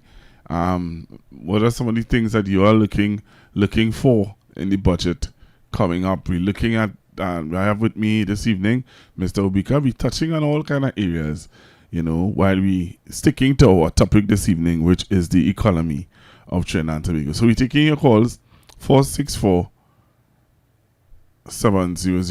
464-7003. Give us a call and share with us your views on what we have been discussing so far this evening. You know the people in Labre kicking up, right? I see something. But I wanted to draw a reference, right? And look at the difference. When the PNM was in office, the current Minister of Tertiary Education was head of UTT. All right? Mm-hmm. And it shows the government had an understanding that because education is sensitive, you need to have persons who can give their own perspective. So it was not enough to have a Minister of Education who was an MP and who is of African descent. You have a president of UTT. Right. And then you had leaders in different organizations. Now, the policy that they're going to be following with this school thing, they're getting all sorts of pushback. Yeah. Tutor as well. I think there's a guy from Tobago. I don't know if it's tutor or there's a union representative in terms of teachers, I believe. Yeah. He came out and made some arguments against the whole police officers in schools issue. Yeah. The PTA president for Tobago came out against it. Yeah. And then also the Emancipation Support Committee came out against it? Yes, there's an article by well, that article, you just say something. Campbell. Hello, good evening. Hello, good evening, Pastor Google. Hi, good evening. Good evening to you and to your guest, Brother Obika. Good evening. Pastor Google, you know, when you advertised today that Brother Obika was coming in tonight, I said, Lord, okay, I don't know if I'm able to sit in front of this program, huh? Because I know Brother Obika is go over the head sometimes. But I must compliment him tonight. I am understanding very much what he's saying. I really enjoy the program. It's an excellent program. I don't have any questions per se because I'm following what's happening with the Minister of Finance and I'm trying to understand what their thinking is. But I want to congratulate you and Brother Obika on an excellent program. I would have fallen asleep by now, but upright eyed. So congratulations. Thank you. Well, I was warned. I was warned to make sure my language is for the people. Okay, right. Okay, right, thanks. Okay. All right. Thank you very much, caller. Let's see if you have another caller on the line. Hello, good evening. Hello, good evening. Yeah, good evening, gentlemen. All right, good evening, sir. How are you? Not bad, not bad. Nice to have you, Senator Obika, and discussing these crucial matters of the economy and so on. I wanted to add something to the record. Now, in principle, I would support the deployment of the officers, right? I'm saying that my concern though is that you have one experienced officer and one new officer that came out. And folks have to remember that in juvenile justice, the Children's Act was amended. And one of the things with respect to interacting with young person or young offenders is a requirement, is that the young person, if he or she has to be arrested, should not be done by a uniformed officer, nor should they be taken to a lockup, which is a police station in a marked police vehicle. That is one. The other thing is with respect to the questioning of a child or a young person for an offense on the school compound. If the parent is not present, the juvenile judge's rules cater that a teacher or the principal who is of the same sex as the child may be present while the child is being questioned in the absence of the parents. That is under the juvenile judge's rules, as per the amended Children's Act, right? That is catered for. But my concern is that there's too many variables that could go wrong in that scenario. Understand what I'm saying? And that I would have felt that in broadening the juvenile justice or juvenile discipline, going the way of my part might have been the better way. And also, how about deploying people who are already trained to deal with youths as a matter of their daily intercourse as police officers? And I'll give you two examples. The Hearts and Mind, officer of the Hearts and Mind program conducted by the IATF, who have been doing that for years, and also personnel from the community-oriented policing section, right? And I'm saying it is all well good for a government to have policy that they want to implement and so on. But the policy mustn't be hastily done or done, you know what I mean, hodgepodge. And to me, this is what it comes across to me as, being hodgepodge and to settle something that was said on the hustings. And that is not good. And then how did you go about by identifying these 50 schools? Understand what I'm saying? That is a concern to me. And I am saying that the discipline matrix that was in place before the April 28th, that was in place by the former Minister of Education, could have worked. And I would say, finally, right, gentlemen, in terms of juvenile discipline, we all we all look at the punitive thing the Prime Minister came out in the first person and said she would expel them and she would criminalize them and charge them and so on. But how about this? She's talking about expanding the amount of scholarships that will be given for people.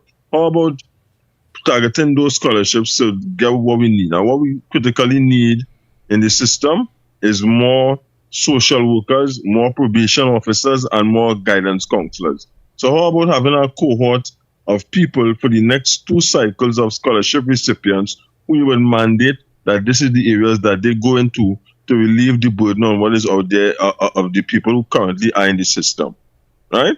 If you really want to have a meaningful and long-term change in the delinquency and discipline problems in secondary schools. Thank you for the opportunity, gentlemen. I'll come back in as soon as the discussion becomes more expansive with respect to the critical matters of the economy. Thanks a lot for the opportunity. Thank you. Hello, caller. Okay. Yes. Well, you bring up you ask Obika what you want, how you want the discussion to formulate about, well, because we are talking based on Yeah, I was impressed with the opening salvo, Senator Obika. Well, former senator. For me, former senator, but you know what I want to ask you, sir, is that with respect to the jettisoning of the Revenue Authority, well, we hearing the abeyance of property tax and other measures. I would want you to give us an appreciation of how these things would work if there is even any thought of moving from the current system of the exchange rate, and if we go to even what Mr. I will call his name, what Mr. Elias suggested and what others have suggested in the past. And it's interesting to me now to see people who who before the election or just after, people like Ms. Sajwan Ali coming out and debunking that. But I recall that she was one of the persons who was saying that something should be done with respect to the exchange rate because we're not doing the exact thing. And I would want to say something. You are the economic expert. I'm just an amateur economic. But all of our CARICOM brethren who went down the road of devaluing their currency from where it was, they have never recovered from that. Look at the Jamaican and the Guyanese experience in particular. Right? So I'll just like to hear your nuance and your expert analysis on the question I just asked you. Thanks a lot, John. Okay. I think the caller raised some important points, and he spoke about the issue with even with the police officer questioning a child. If someone's child is doing something wrong, and you as a parent suspects that the teacher may not have your child's best interest at heart for whatever reason, because one thing the teacher being of the same gender, that may not mean the teacher may have the same interest and play. All right, and you as a parent would prefer, before any action is taken against your child, that you have the opportunity to counsel your child. You understand? Because the child can make statements that can incriminate himself or herself. Yeah. You understand? So this whole issue of having a police officer, which in the mind of a child criminalizes them. Yeah.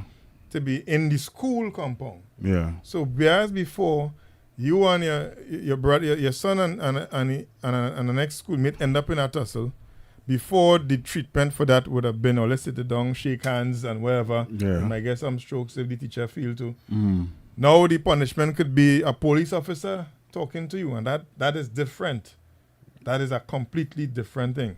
If the police officer should be outside the school. Right. The teachers need to be able to be empowered to use the disciplinary mechanisms that allows for, if a child really is unruly, that they get sent to a different location, whether it's for a temporary period or for a permanent period. Right. But in terms of the economy now, the points that he made regarding the Revenue Authority. Remember, right. we have spoken about the closure of the Revenue Authority. Right, because we talked, we would have we would have talked about that in the context of where they're going to get revenue stream from.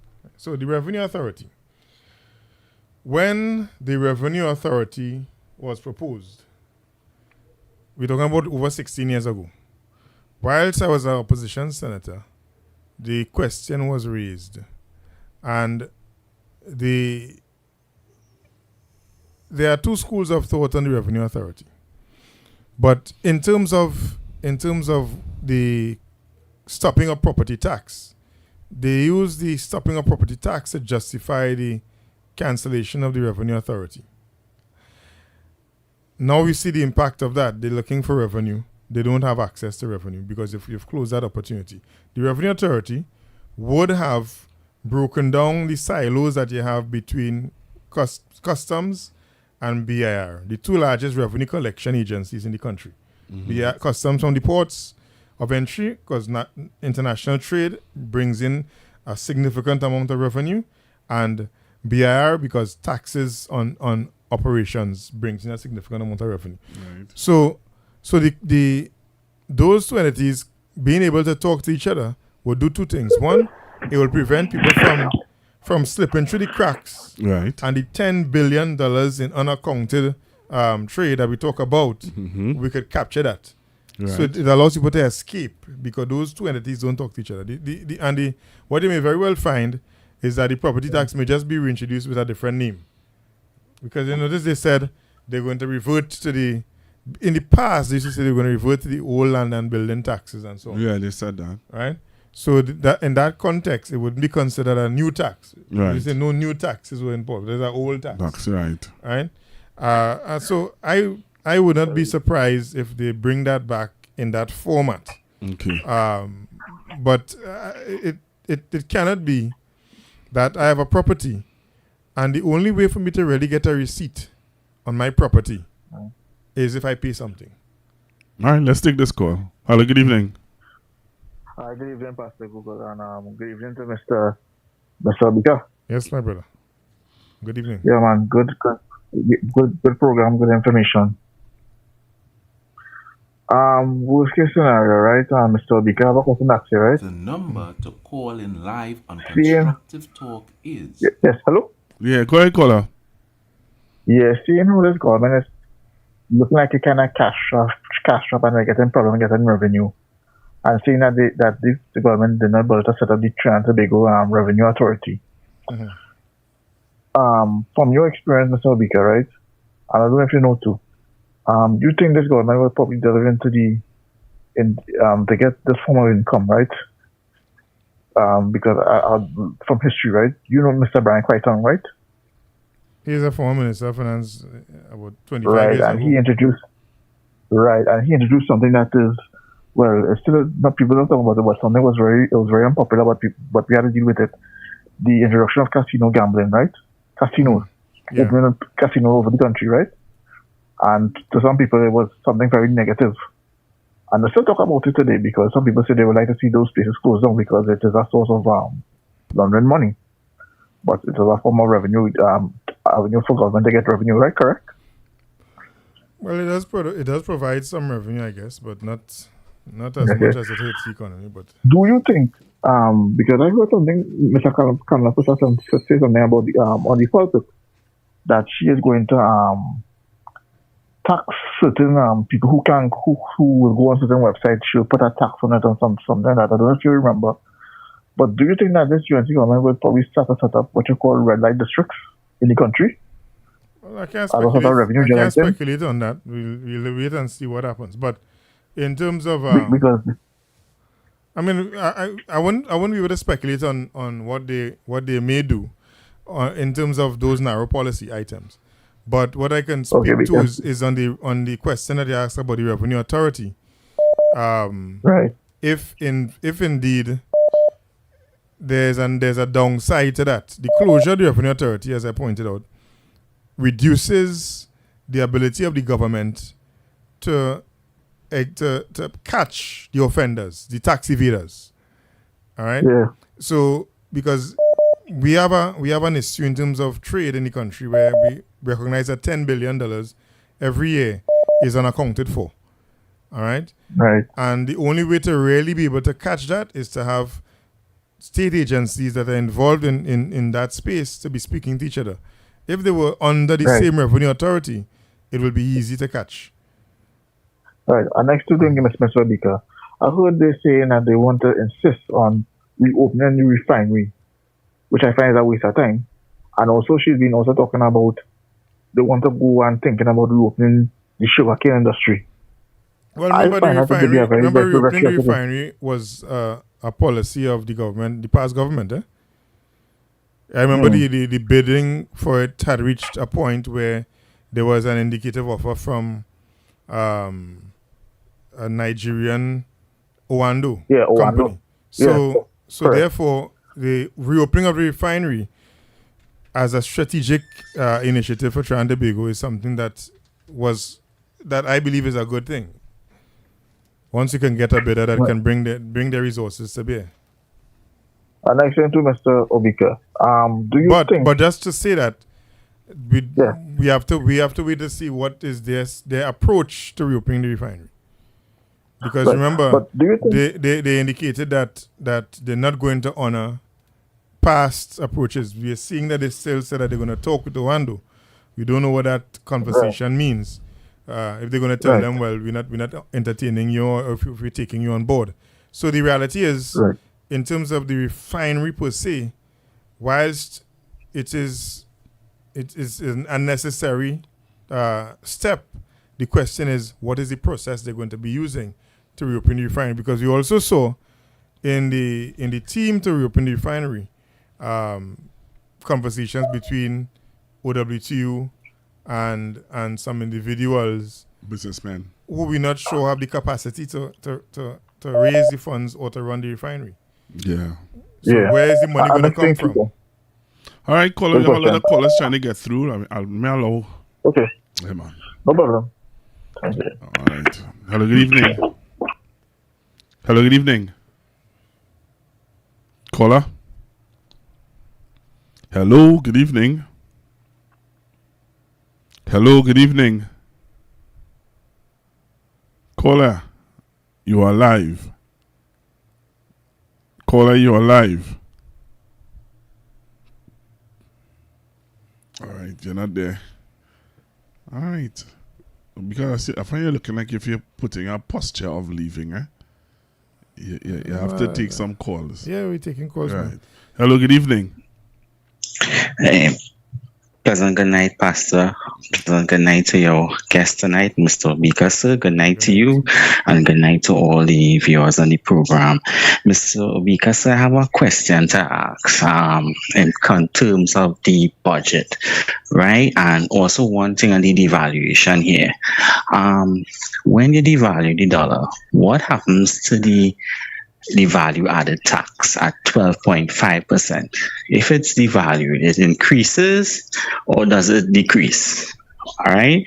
That's one of the questions. The other question is that last year we passed a budget, right? And I'm a little perplexed or something. We passed a budget last year, and one of the highlights was that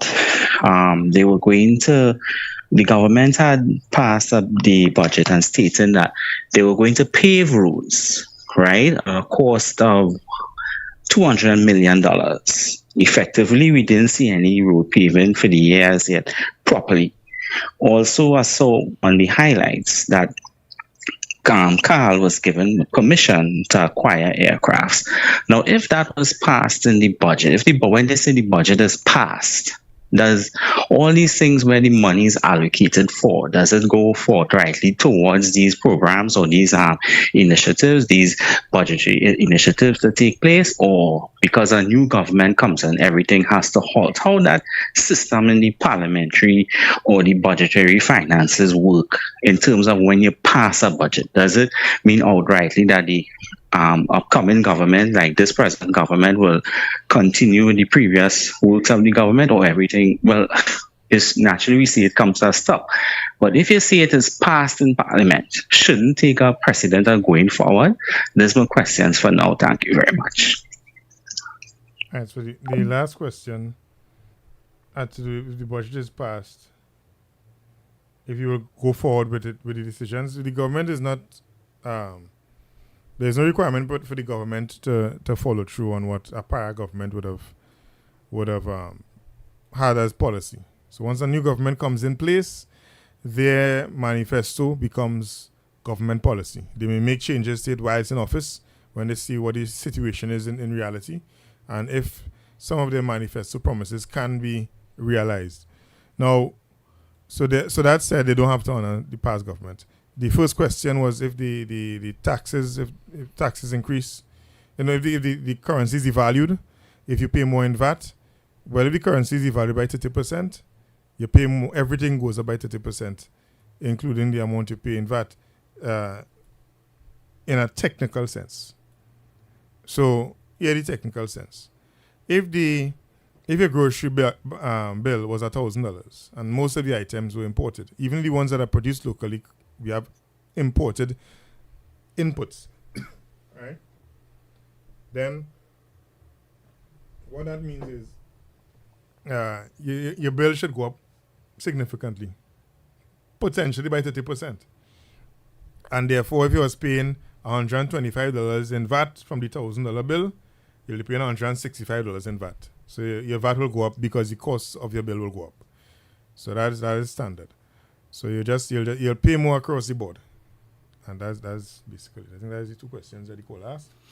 Yeah, that's my young caller. Mm-hmm. Yeah, there's a young fella who calls from Superior, a youth, who listens to the program and get information and share it with his friends. You know. Yeah, so you'll be losing spending power.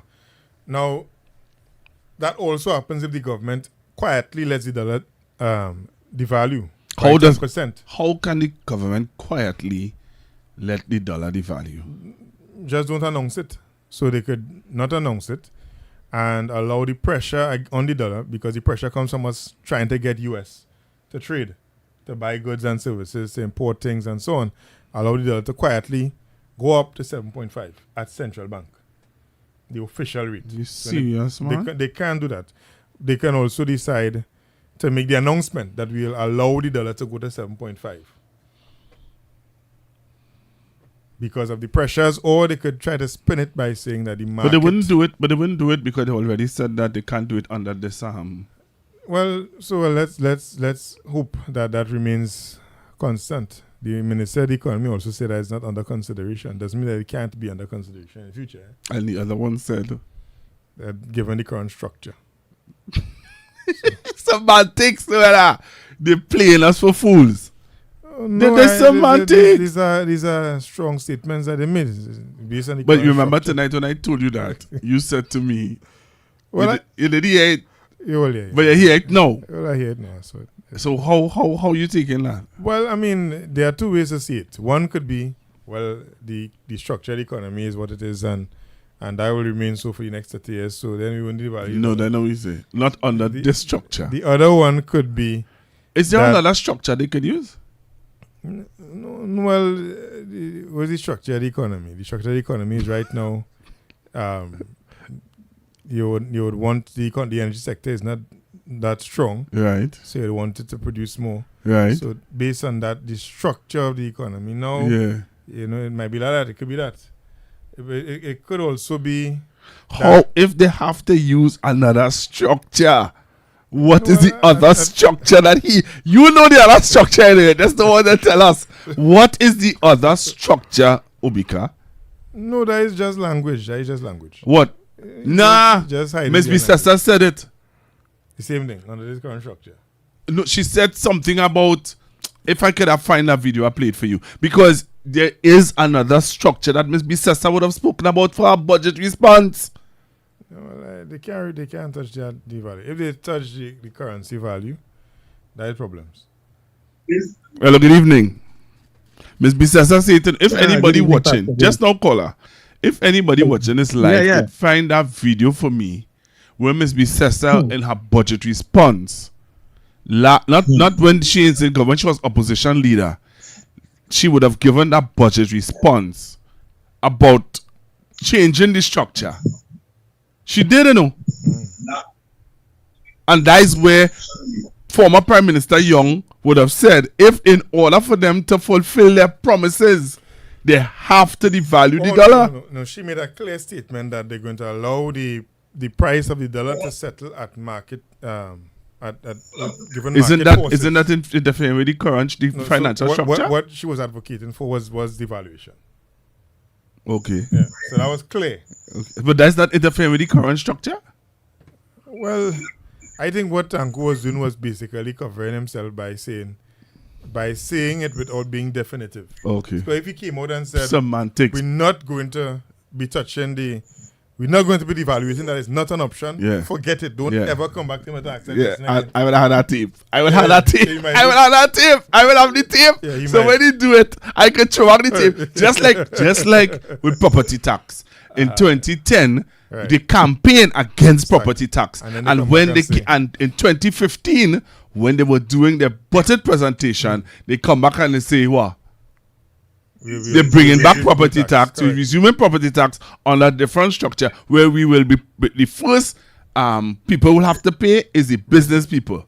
And then we will go to residential. So basically what the Minister of Finance did was give you an answer to hold. Hello, good evening, caller. Yeah. Good evening, Pastor Google. Good evening, Mr. sir. Mika. Good evening, my brother. What I would like to know is our central bank operating underneath the fractional monetary system of money mechanics, knowing that how this money system was developed, where they just created money out of thin air, because you know that is the government will post a bond and the treasury will give them dollars in exchange, and they're selling this bond, which is really a IOU, in order to get money to deposit in banks, which the banks lend. And when they do lend you, they lend you it sometimes in credit, not in cash. But every time they print money, the value of the money worldwide devalues. It depreciates. This is the fractional monetary system. So when back in the 60s, we might have been able to buy a large quantity of goods for just a few pennies. And nowadays, that money has so depreciated that what you might have paid 1 cent for back then, you're paying about $20, $30 for today. But our system is not isolated from that. This is a world system. Every country that have a central bank have to follow these principles. So how are we going to work our way around that type of manipulation, financial manipulation, which is a world-based thing? Give me a perspective on that. Thank you. Well, the economy, we currently operate in the manner that you described. If we want to strengthen our dollar, we would probably have to do what Ghana has done. What Ghana has done in the past 8 months of the new government that came into office in Ghana in January, is they've decided to show up their currency by buying gold. By not buying gold, because Ghana has gold, by increasing their gold reserves. And by increasing their gold reserves, what they've effectively done is made a Ghana cedi, which is their currency, a currency backed in part by gold. So by holding a Ghana cedi, you are holding technically something that is gold backed, but by a small percentage. And the larger what the government of Ghana and the central bank is realizing is the more that they increase their gold reserves, the stronger the dollar has come. So their dollar has appreciated. We're talking about devaluation. Their dollar has appreciated in value. It has improved in value. It used to be about 14 to 1 in January or 13 to 1. Now it's about 12 or 11, maybe even 10 to 1 US. So it has appreciated in value by about 30%. So and that happened because their currency, the reserve they used was gold. Before, the reserves was largely what we have as reserves, which is a mixed basket of foreign currencies, US and so on.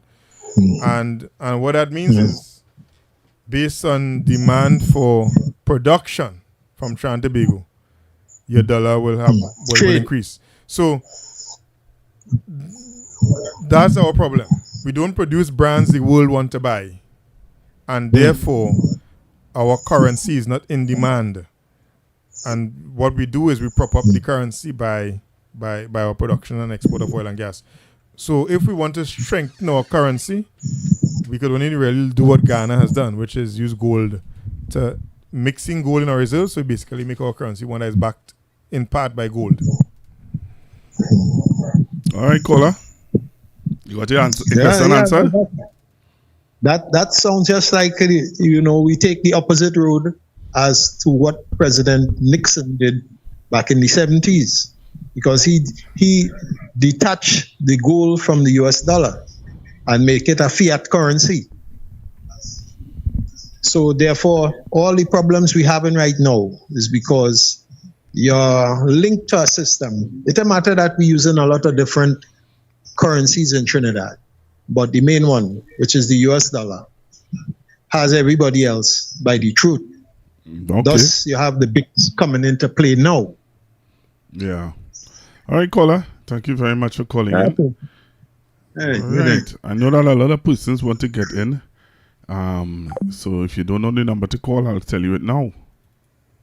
The number to call in live on Constructive Talk is 1-868-464-7003. All right, that is the number to call, yeah? Yep, that's the number to call.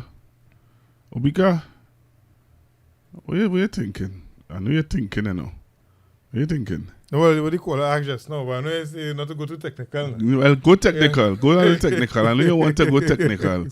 Go a little technical. So he asked the question, Nixon took America, well, the U.S. government, I'm not sure it's Nixon, but the U.S. government took their currency of the gold standard. Mm-hmm. And the world basically kind of followed suit, right? Right. But that was to the detriment of the lesser developed countries at the time. Now, countries are going back to the gold standard.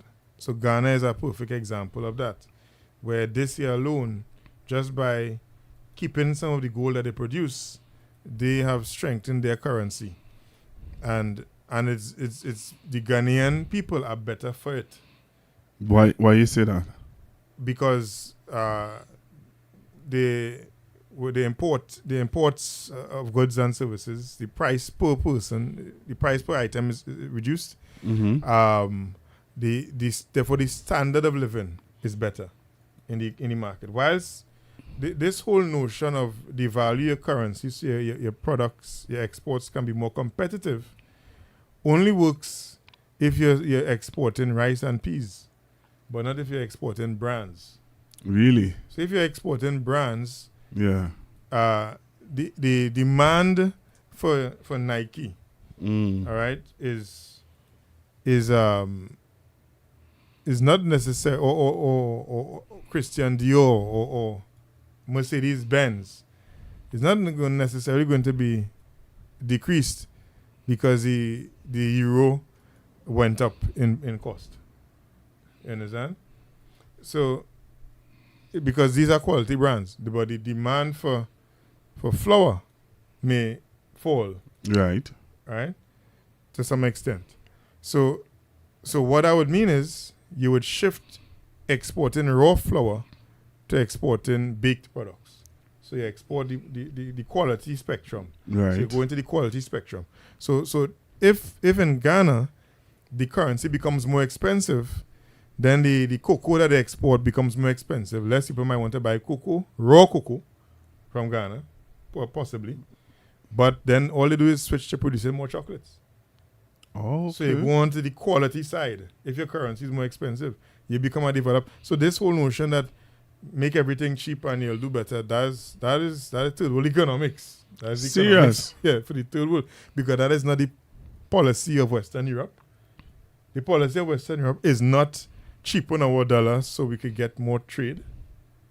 In fact, when Europe abandoned their currencies, except Denmark and Switzerland, I believe, and went to the euro, and England with the pound, and went to the euro, most of those currencies, the dollar value significantly increased. Because some of those currencies were low value in comparison to the US, the Hungarian whatever, and the German mark, and all these currencies had a basket of currencies. Yeah. So the Danish krona, but I think they still have that one.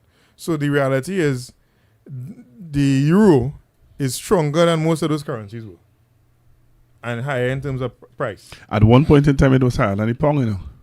At one point in time. But the pong is the pong. The pong rally. The pong is the pong. But well, all that is an arrangement with the London as the financial center of Western Europe. Yeah. But the thing is European countries don't sit down and say, you know what, we want to be strong economies, let's drop the value of the euro. They don't do that. No, they don't. You wouldn't wake up in the morning and say, hey, it's 1-to-1 with the euro, right? Europe getting stronger. No, in your mind, Europe getting weaker. Yeah. That is happening. So this whole notion that buy Benz now, but the price of the Benz will just go up in relative price.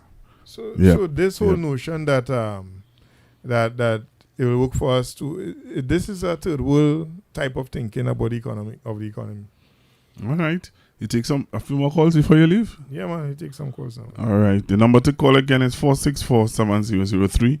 464-7003. And my guest this evening is Obika. And, again, I want to thank you for taking the time to come and educate the people. Thanks for having me, man. It's a nice... You like the vibes? Yeah, man. Yeah, it's a good... I like them kind of questions people asking. That says a lot about the listeners and viewers to Constructive Talk, Mm-hmm. And the name of the program in itself stands out, Constructive Talk. We do entertain follies and... Mm-hmm. So as I say that, so this year, later on this year in December is the Pan-African Congress. Oh, yes. And, the right now, yesterday was Africa CARICOM Day. And right now, Trinidad and Tobago is not properly represented in Addis Ababa, in Ethiopia, in the CARICOM Africa Summit. All right? So the issue that to me is a great disappointment is here it is, the land of Henry Sylvester Williams, the man who had the first Pan-African Congress at the turn of the last century, the land of George Padmore, who was Kwame Nkrumah's African advisor on African affairs, the land of McCandle Dagger, the land of C.L.R. James, who birthed many revolutions in Africa, and the land of Dr. Eric Williams, whose seminal work on capitalism and slavery is a must-read for most persons on the continent, is not represented properly at the Africa CARICOM heads of government meetings currently happening in Addis Ababa. And it to me it's a sad day when that has happened. And this is coming out of COVID. This is something that is set up. We had the on the 7th of September, that Africa Caribbean. I think Dr. Amy Brown would have made a statement on it. And I think I have the statement here. You want to hear it? Yes, let me. Sufferers don't care who migrate from where or who living in who pays. Sufferers don't care who from some.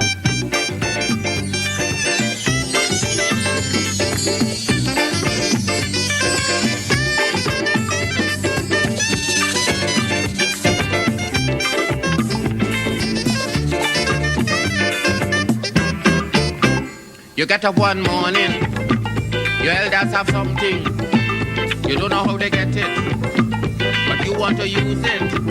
But if you ask them old people to get the thing what they went through, ask them this any day, and them elders sure to say, black man got to keep on jamming, for black man to get a little something. Pick up your mind to work 10 times harder to get something because of your color. Black man got to keep on jamming, for black man to get a little something. People rob you. Minister Sean Sobers has told the nation and the region that in his opinion, Trinidad and Tobago was appropriately and properly represented at this week's Africa CARICOM Summit in Ethiopia. Nothing could be further from the truth, because at such a meeting, it would be anticipated that our nation would be represented by our Prime Minister, the head of government, and as an alternative, the Minister of Foreign and CARICOM Affairs, or at a minimum by another cabinet minister. Instead, this government decided to send an acting deputy permanent secretary and a divisional director from within the ministry. That's a slap in the face and an insult to CARICOM and to the African Union. This summit is the first in-person opportunity for heads of government from our region and heads of government from the African continent to come together to discuss and chart a course for the future of development, solidarity, and partnership. These two regions across the Atlantic, critical for our future.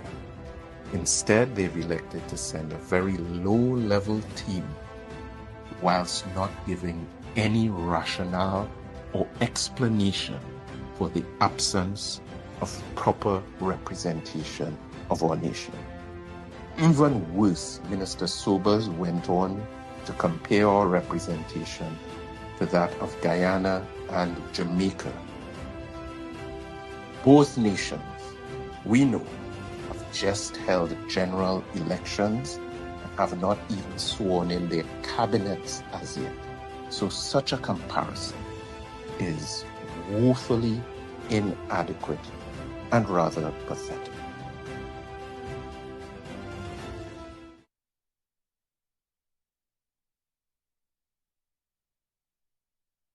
That was Dr. Amy Brown, you know. That was Dr. Amy Brown. Permanent secretary and a divisional director. And just a quote, right, from the Dr. Carla Barnett. She's the Secretary General of CARICOM in Addis Ababa. All right? And she described it as a homecoming and a tangible manifestation of mutual commitment to bridging the historical divide and reaffirming familial bonds. You know, so, and at the end of it, where she mentioned collaboration on health, the collaboration and the importance of a multilateral air services agreement so you can do travel. And at the very end of her message, she said the assembly is guided by the Pan-African ideals set out by iconic minds from the Caribbean and from Africa, with Marcus Garvey, Patrice Lumumba, Jomo Kenyatta, Kwame Nkrumah, the only, so Marcus Garvey from the Caribbean, from Jamaica. And the only other person from the Caribbean that she mentioned is George Padmore, who's from Trinidad and Tobago. Wow. But we are not present. All right, let's take some calls. Hello, good evening. Yeah, glad to be back again. Mr. Baker, you see that insert that they played there from Amy Brown and so on. People are, you see, when people don't play credence in history and the role that we would have played. Now we would have set up the first embassy in Addis Ababa. Our first ambassador to Addis Ababa, Ethiopia, was the late Mr. Reginald Dumas, who was sent there by Dr. Williams in his 60s, right? And that is just after His Excellency Haile Selassie the First came here. We took that progressive step back then, you know. And in terms of our diplomacy, we were one of the first people to align ourselves with the non-aligned movements, headed by Miss Indira Gandhi and Joseph Broz Tito. We did that. That was our stamp as a small country, right? Dr. Williams went to China, met with Mao Zedong and so on. That's what I'm saying. We have that stamp of working with big shoes as a small Caribbean nation. But so because back to the economic thing, right? I wanted to ask you about, would you want to hazard a guess of what would be a realistic energy price to peg the upcoming budget on? When you consider we'll be looking at a $10 to $11 billion deficit, and the fact that we have a falling price for the MMBTU for natural gas. I think this evening it was at 2 something, right? And the fact that with no proven reserves, with the cross-border fields being locked out from us because of the actions of this government and the utterances, is it so that the government is banking on a conflagration next door to push up the price of oil, and we may benefit from that in terms of the price they may wish to peg the budget on and subsequent returns, bearing in mind, to quote what the Minister of Energy said, that our production has increased to 58,000 barrels a day as compared to our southern neighbor who are now producing 600,000 barrels a day, and that is projected to increase further in 27 and 28. And so, I'd like to hear your thoughts on that. Right. Take care. In terms of setting the price, well, the production of crude oil is kind of abysmal, less than 60,000 barrels a day. So it's not sufficient, really. It also wouldn't help restart any refinery. So you have to find oil from some source, and then you have to find oil that is crude that is compatible with what the refinery will produce refined. But to speculate on a price, I really hope that there is no escalation of any conflict here, because it's one thing if there is conflict in the Middle East that pushes the price of oil up, where our production runs smoothly here, but there's an entirely different issue if the conflict is here in Venezuela or in the Gulf of Paria with us in Trinidad and Tobago. That may not necessarily help production at all. So I don't think we want any stoking of any fires there. In terms of the price of oil, we are price takers, so speculation is not really helpful. It's really just to find out what the price is projected to be. In terms of the Pan-African issue, in Algeria last week, I believe, was there was the Africa investment fair in Algeria, and that's for Africa-wide. Now, if we are talking about, I'm not sure if we sent a contingent to that, but we sure didn't send any proper representation to the Africa CARICOM meeting in Addis Ababa. If we are talking about expanding and getting into new markets, Africa is the market. All right. I would have been a consultant at the Ministry of Trade. We carried a trade mission to Ghana. Africa is ready for Trinidad and Tobago brands, and they will give us the free rein of the market to build a brand presence and so on, and partner with Ghanaian business and any other African countries there. But if you skip important meetings where you can have these conversations, where you can pave the way for Trinidad and Tobago business in Africa, then, I mean, of course, you lose. Big time. Hello, good evening, caller. Good night, Pastor Google. Hi, good evening. Right, very good program. I want to ask Mr. Obika, with respect to the past government, the PNM, some of the challenges they would have faced would have been starting with a recession, based on what Jawala Rambaran said. We had the pandemic and we had a migrant crisis. So we know there are some obstacles facing the PNM with respect to the economic challenges. My question to Mr. Obika is, what are the challenges facing the UNC when compared to that situation with the PNM, and how they would have dealt with their financial issues? What are the major challenges facing the UNC in terms of they handling the economy and finances. So well, the challenges of the economy don't go away after the election. The economy has been growing since COVID, and the main issue with the economy is the energy sector. All right, so since COVID, the non-energy sector has been pulling the economy along. The energy sector has been basically not necessarily growing, and the aim was really to get growth happening by getting the cross-border oil fields producing and gas and so on producing. But if, of course, you're taking every opportunity to insult Venezuelans, I mean, I'm not sure if that will help us get any production going with respect to the cross-border fields. So that is the first problem.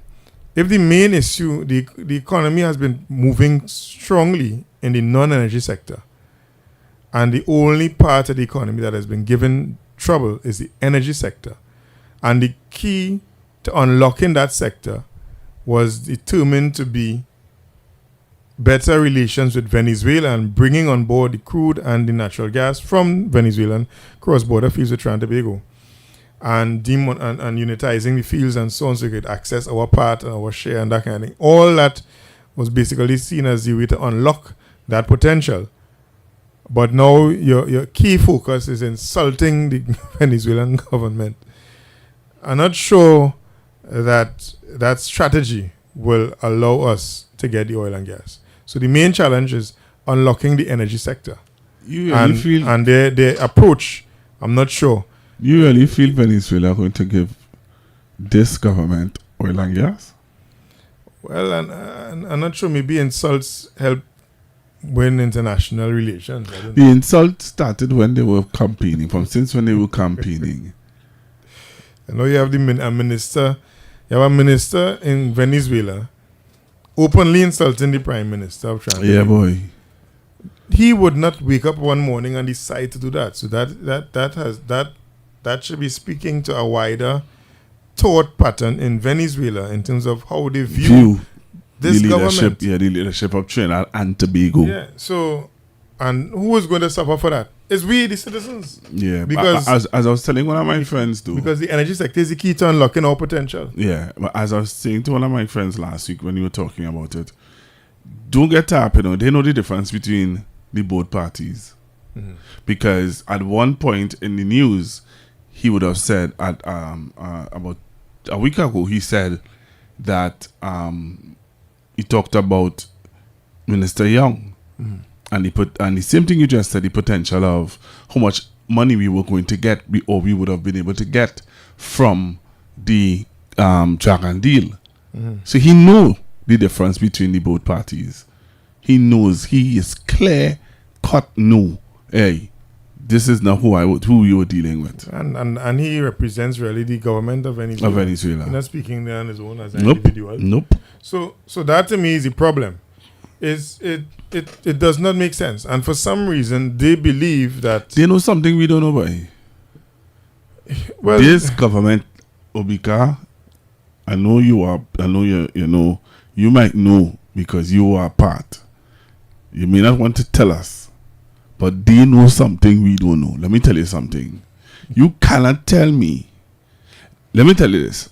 When you listen to Ms. Sessa and the ministers in this government, they are too calm. For people who are unsure of how, they're not behaving as though they're unsure about revenue streams, They are behaving as though they are fully well aware of how they're going to get what they need to get to run this country. Well, that's how they're behaving. Well, we'll wait and see if this is just theater, and because that you see that's theater. That could only work if this is just theater. You see that's theater. Well, I'm saying, putting a scenario. If this is just theater, that will help the speculators to bump the price of oil up, and we get a lift, and then America see no problem, shall get the contract, and if that is just theater, maybe. However, if this is beyond theater, let me put that pin. Let's take a pin. Mm-hmm. Let me tell you something. Let's be real. Mm-hmm. Let's be real. At the end of the day, this is not this is our future we're talking about, you know. My son future we're talking about. Mm-hmm. And when you want to, no, they were talking about borrowing. You remember Surat Singh, in his first week as being sworn in, he went to America to borrow money, you know. 5 billion US. Did he get it? Most likely. No, he didn't. Most likely, when a borrower gets it, the rate you get it, that is the question. Not But he didn't get it, because when our reporter asked him, he said, unfortunately, we did not get through. He didn't get through. All right. Well, they'll borrow from somewhere. We'll see. But none of the local banks wants to lend them. Maybe that is where the talk of private divesting state enterprises comes. Thank you. And that's what I'm saying. Maybe that could be a conditionality of getting the money. Do this first and you'll give you the money. You don't know. But the reality is, we don't know. Maybe the conditionality is give Venezuela trouble and he'll get the money. No, that not because I'm trying to make sense from nonsense. So I think that is the only logic. Just take this call. Hello, good evening. Evening, Pastor Google. I have one more question, boy, for the team. Good night again, and very good program. Question for Mr. Obika. It was said during the reign of the PNM that both Dr. Rowley and Stuart Young had to go and renegotiate with oil companies. Yes. Because they were given a tax holiday. Yes. On exploration. My question is, and I think that was until 2027, are we saying now that the UNC is actually benefiting from negotiations done by the PNM with the oil companies? A question for Mr. Obika. Not for me, for you. Well, they will be benefiting if they're getting the revenue stream, so yes. But the reality that you have to face now is not if they're benefiting. You already know what they're getting. Right. Those revenue streams. What is more important is what they stand to lose by the actions that they're taking now. In terms of what the do they stand to lose? of our nearest neighbor, which is Venezuela. Remember, they forget about Venezuela, you know. They're thinking about Grenada. They're thinking about Guyana. They're thinking about somewhere else, I think they were talking about. But Guyana has already told us that they have no oil to give us. But what Guyana? Grenada. And Grenada, I mean... Oh, what I wanted to ask you. Are we an oil economy or a gas economy? More gas. 4 times to 1 than oil. So that's why the dragon gas was important. Okay. Yeah. And now that we, as you say... Oil is less, significant. Yeah. So we have now basically said to Venezuela, keep all the oil and gas. Keep all the gas. Well, the Minister of Foreign Affairs said his good friend is the ambassador. Well, good friend what? And he have the president, the minister saying those kind of things about our prime minister. Well, he don't know him yet, but he knows the ambassador is his good friend here. Really? So he said that. You saw what the ambassador said about, but look, leave me alone with that nonsense now. Leave me alone with that nonsense now. No, but really and truly, Trinidad and Tobago, those of you who viewing, it's worrying. Of course it is. It's worrying, and what is also unfortunate is you're forsaking the best opportunities to generate income. So outside of oil and gas, you have to depend on the non-energy sector. Right. And what is the non-energy sector? It's manufacturing and tourism and so on.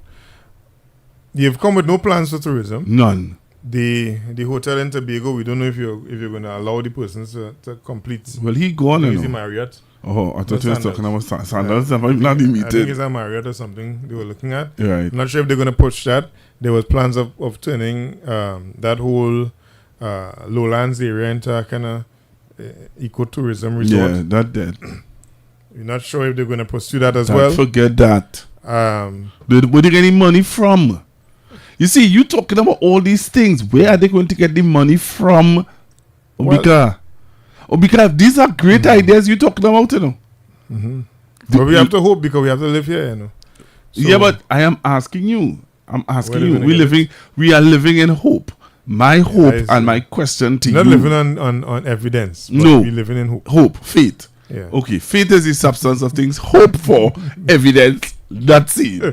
I am asking you now. Let me tell you something. I have no problem if Miss B says someone around the government by faith, you know.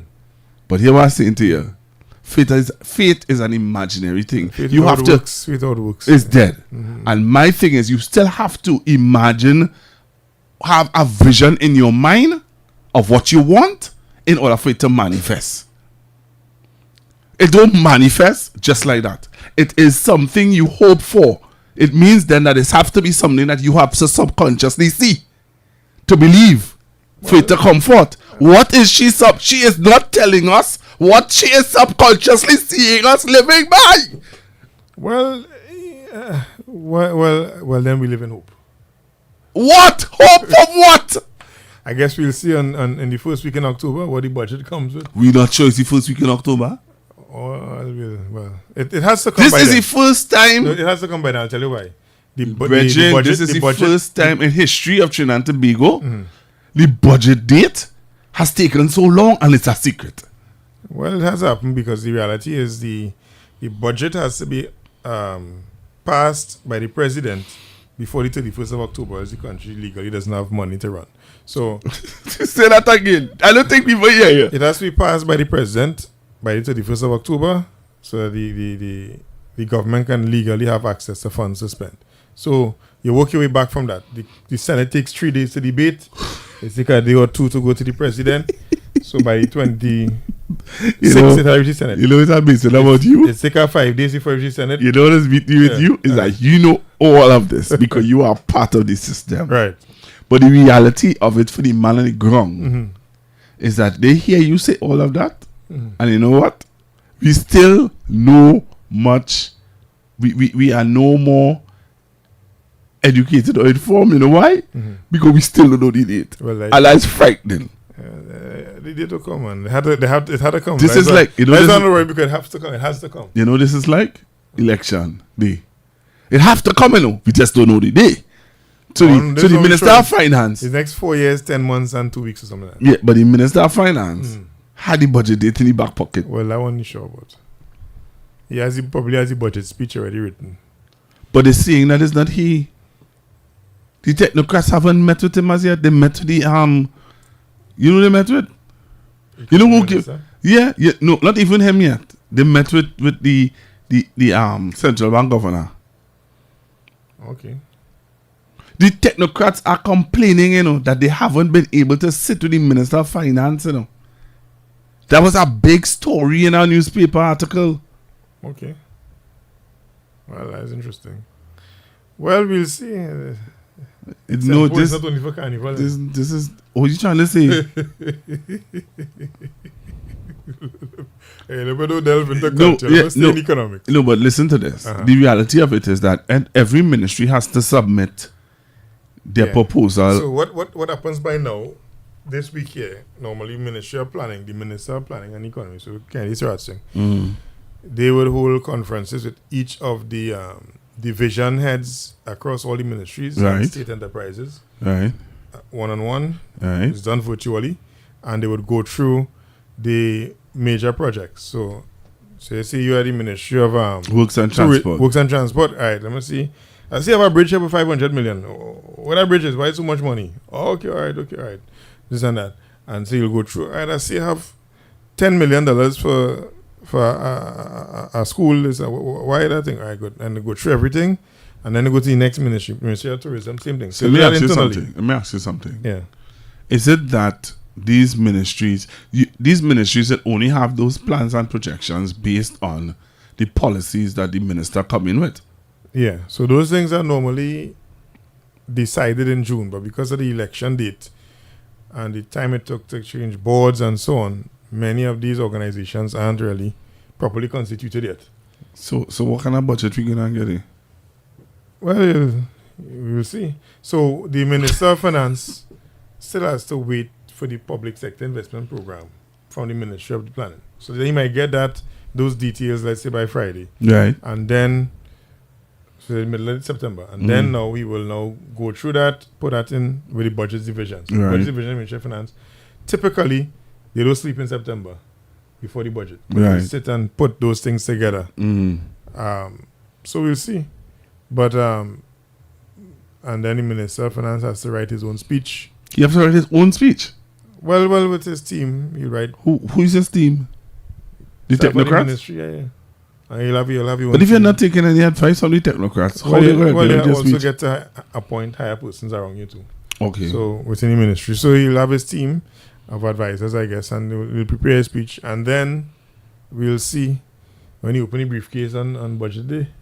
You think you'll have goodies? Well, we'll find out. But what is to me is more important if you have to grow the economy is we have to create international brands. All right. There's an exercise I'm working with a group of artisans, and I wouldn't say who they are, but basically it's focusing on getting them to craft an international brand for their product, acting locally in the local market, but establishing a brand that you could scale internationally. And that is it's like if you're in Ghana and somebody asks you, so what will it produce? I can't tell them crude oil and gas. They have that already. I could say fertilizers. And then they'll say, which company produces fertilizer? Right? I could say asphalt, Lake Asphalt. I could say Angostura. I could say Chubby.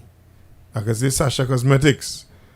Outside of culture, because creative industry, I could tell them about Marshall and so on, right? But I don't know what products that people could buy and sell, manufactured goods. It gets harder then to say, because even if I say, let's say we make furniture, beds and so on, mattresses, the capacity to export and supply a market with 10 million people might be limited. Right. So that is the problem that we face. So the solution to that is looking at those who starting to manufacture and taking them up and landing them in Africa and saying, okay, you look like you could make it in this market.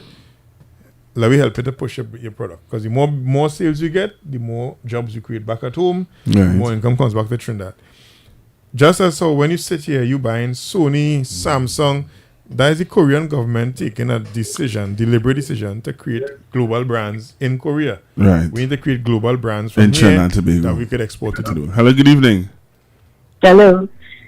Good evening, Pastor Goga. Hi. I really don't have a question, but I just want to tell you I'm enjoying this program. Just listening. And with your guest, his smile, just giving me hope. Believe you me. His smile giving you hope.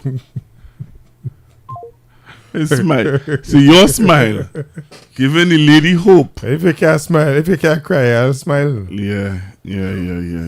And it's important that we give people hope. It's important. Definitely. Because at this stage, by you have a government and you don't even have an idea of where they're coming from, boy. Well, no, you know where they're coming from. They just closed down about 500 young farmers. They closed down a lot of programs. So we know about that. We know where they're coming from. Hello, good evening. Hello, good evening, sir. Good evening to Mr. Obika. Good evening, my brother. Excellent program.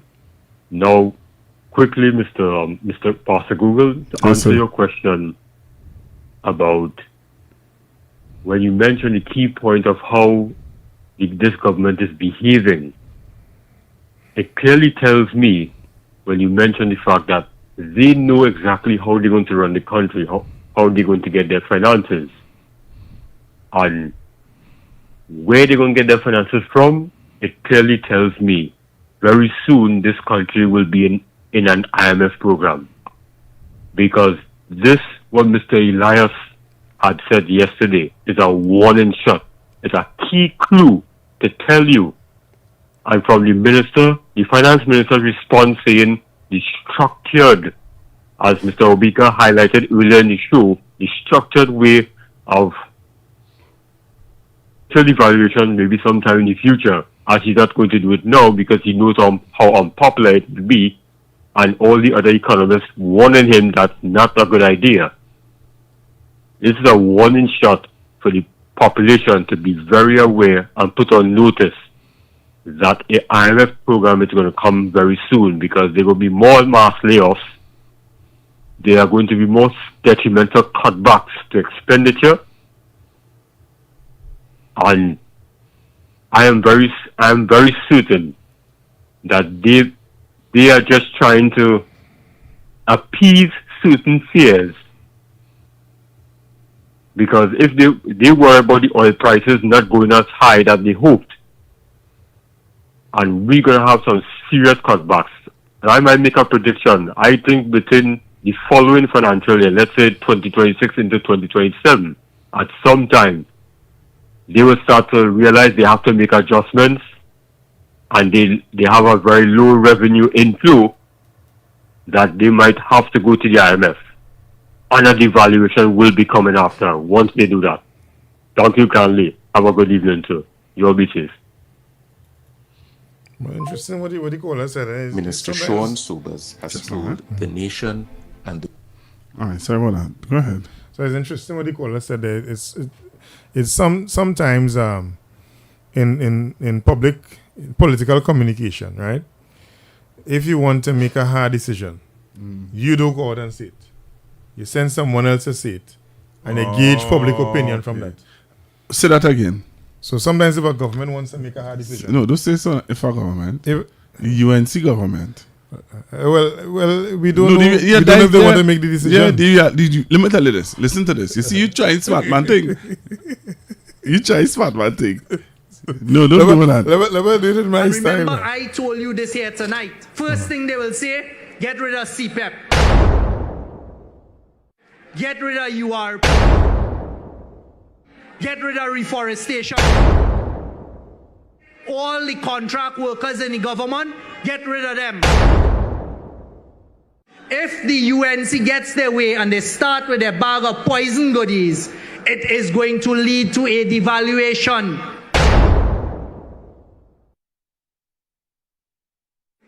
If UNC wins, you lose.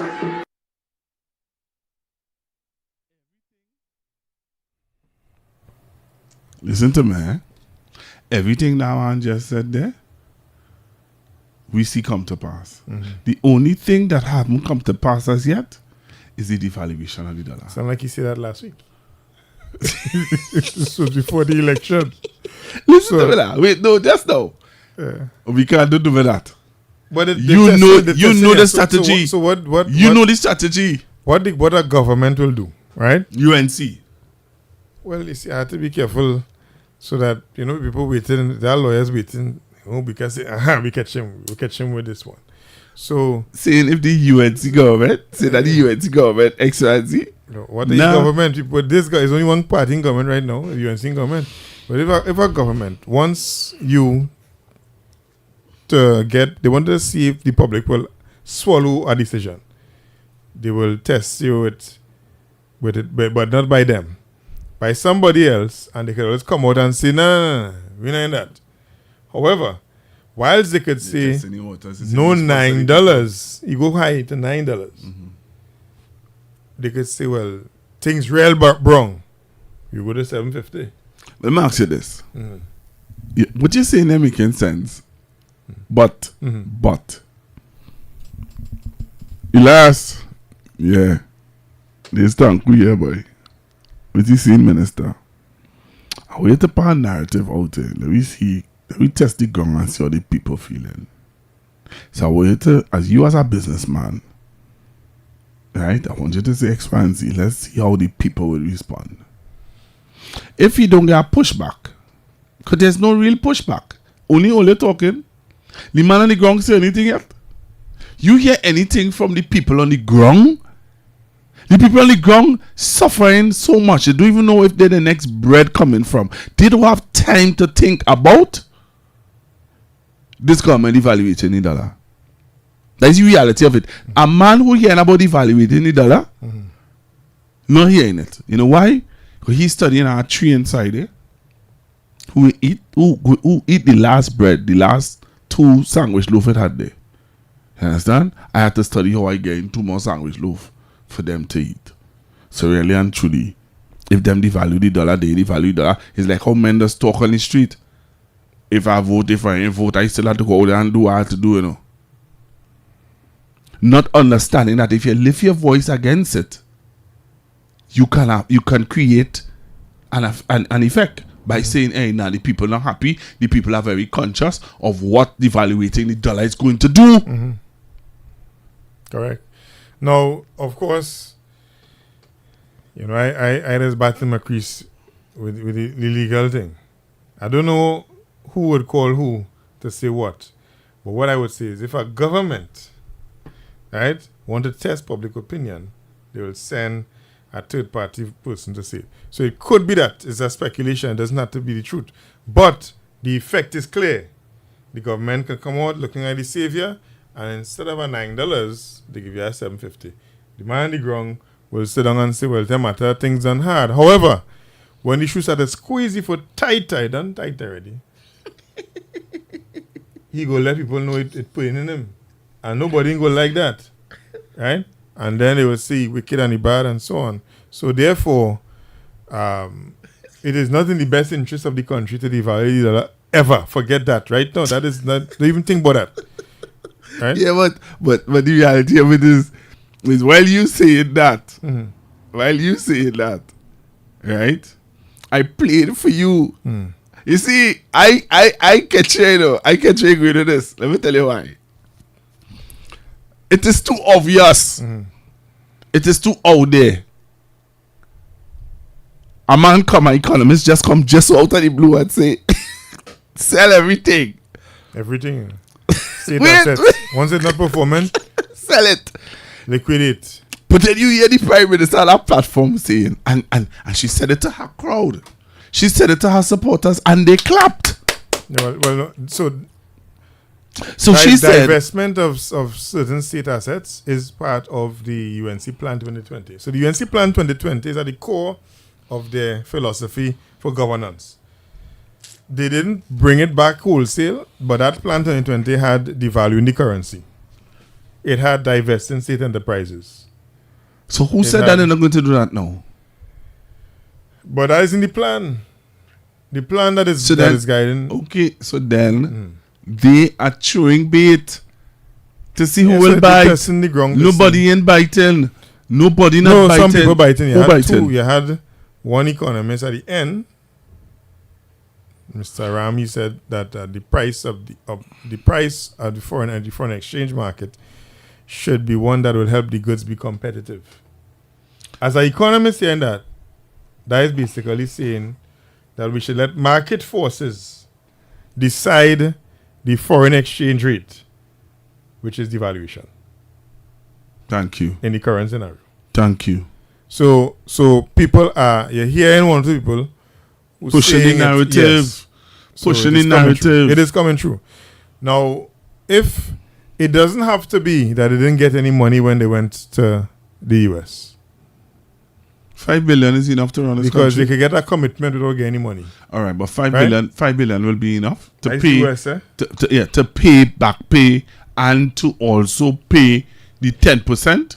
Yeah, the deficit. If the deficit is 9 billion, right? Based on what they said, it increased to 9 billion because of the 3 billion. So they could put the 9 billion is just 1.3 billion US. So right. If they have 5 billion US, that'll cover the deficit for the foreseeable future. All right. So you're saying then that they can pay the 10% if they get the loan. If they get the 5 billion loan. Yeah, but then is who going to pay it after? Your children and my children. No, they're wicked. How they could pay it is if they let the dollar slide to 750, which is possibly what could be happening. You never know. You really have to wait and see. Oh, but if they don't let it slide, yeah. If they leave things as is, they can't pay that 10%. Then? Well, you're hearing the other economists saying that they want to sell state assets. So you'll get some profit from that. You see this selling our state assets? I want to ask, but if an asset is already not profitable, and when it's set, how much you expect to get? No. If they sell it, wait. Remember they say that they will not raise TNTech. They will raise it, but whoever they sell it to will raise it. Or they can make a deal with them. Say, here what? For the next 5 years, you can't cannot raise it. You know, you could privatize an operation without privatizing the state company. So you could privatize power distribution without privatizing TNTech. You could privatize. And how that will affect the small man? You could privatize public transport without privatizing PTSC. Well, how would that affect me? Because I pay. Well, on the route that you and you pay the private sector bus. That is it. So when I would pay $10 from San Fernando to Port of Spain on a coach, it would then go up to $22 because they're competing with the taxi driver. So you could privatize without privatizing. So what we'll see, you just have to be vigilant. But who being vigilant, Bridget? The population. How were you hearing them being vigilant? How you hearing them being vigilant? Well, I hear them on a program. People okay. So you're saying that this program is a program for people to be vigilant? Yeah, maybe you need to have a monetization platform. Let your friends in the US help you with that. Mm-hmm. You know, so because vigilance requires resources. Yes. But you see, and my thing is, and seeing that you're saying that, it would be nice now to take this platform and take it to different communities and sensitize the people. Okay. Public meetings. Yeah. Well, not necessarily. We could call it constructive talk, where people could come to the community center. We sit, we let them come up to the microphone and let them ask their questions and sensitize them to what is going on and what they may just be ignorant of. Yeah, that could be a good thing to do during budget time. Of course. Could be a good time to do that as well. Yeah. Because how much people we have on the live? How much people we have on the live? I will tell you now. So you have 2,991. Nearly 3,000 persons on the live. Right? There's people who haven't subscribed to the page. Eh? They ain't subscribed to the page. They're just listening quietly. In a silent home. In their home, there's the people there. Right? The people who subscribe to the page and is listening is 775. Okay. So these are the silent listeners who they ain't subscribing, you know, but they're listening to the content. Because when the program is finished, you have all kind of 8,000 people watching. What does that say to you? You just have to find a mechanism to get them. They're interested. You just have to find a mechanism to get them active. You know, there are phases. And there are some people who just don't want to be in that kind of people to follow or know them. Yeah, but it may also be dangerous for their career. Yeah. But there's sensitization and mobilization. So mobilization, sensitization, participation. The platform that you have here allows to mobilize people so they can be sensitized. Now that they become sensitized after being mobilized, they need to find a way to participate. Yeah. So there's need for another outlet that will allow for participation. Yeah. But that we leave that to those who know. Yeah. How to get people active, and those are the people on the ground in the communities. Yeah. So maybe that the next level really is carrying it to the communities. To the communities. And getting persons active. And get them but involved. I think if I were to say this though, the closing remarks. So the opportunity is there for Trinidad and Tobago to forge a future. It's never a good idea to try to forge a future fighting against your closest neighbor upon whose resources that you share, you depend on. It's a bad idea. So the government needs to work on that. You also don't do well insulting CARICOM by not being present at their meetings and then not joining with them when they're going to represent in Africa. All right? With your trading blocks. So therefore the government is already showing where the interests may be misaligned with the interests of Trinidad and Tobago. It is necessary to make the government know as a population that these interests are important to us as a people, and the government needs to get on board because it's not enough. I see how the point on Labrie with the activism in Labrie that is happening when persons are saying that they're not getting access to the MP, they're trying to call him and not getting him and so on. But I mean, I don't think they would have expected any different. The reality is, the UNC in its, let me use the same word, in its current structure, all right, does not have any due consideration for the people in Library who would not have voted for them. But they voted for them. They voted for them because they're in office. Well, the member of parliament is at UNC. But let me tell you this. The consultation for standing ground laws did not happen in Library. Neither did it happen in Point. You didn't hear what I just say. It happened in Kufa, Shogunas, Faizabad.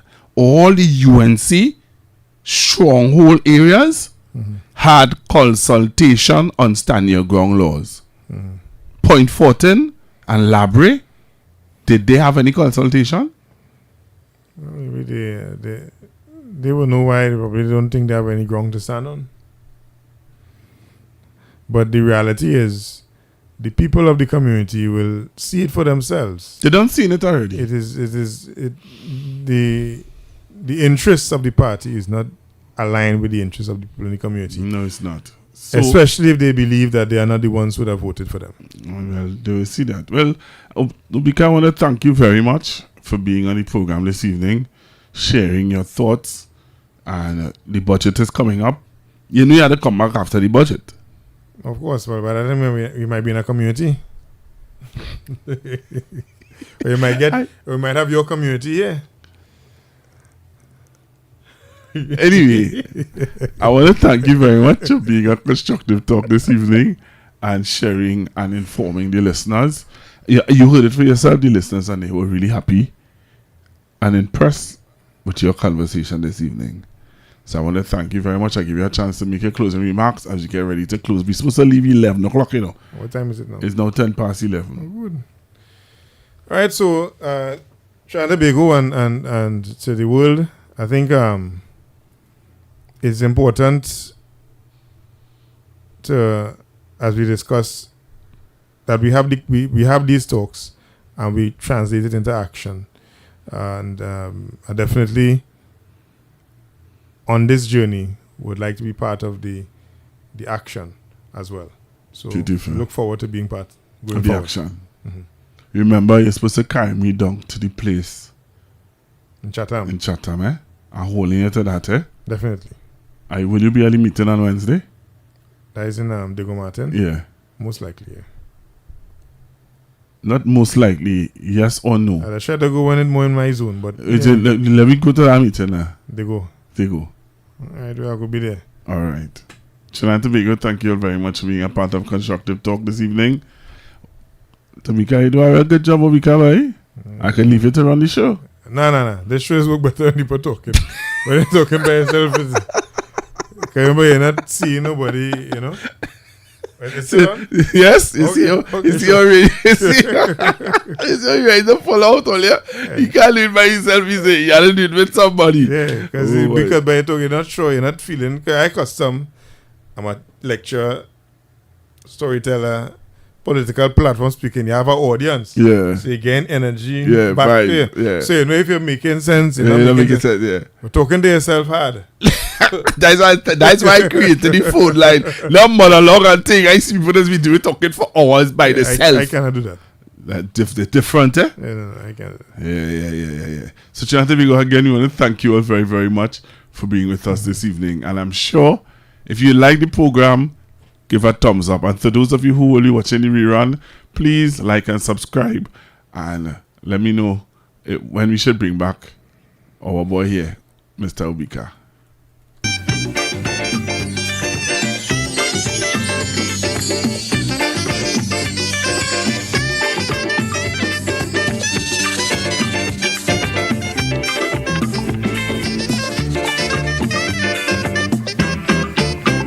You get up one morning, your elders have something, you don't know how they get it, but you want to use it. But if you ask them old people to get the thing what they went through, ask them this any day, and them elders sure to say, black man got to keep on jamming, for black man to get a little something. Make up your mind to work 10 times harder to get something because of your color. Black man got to keep on jamming.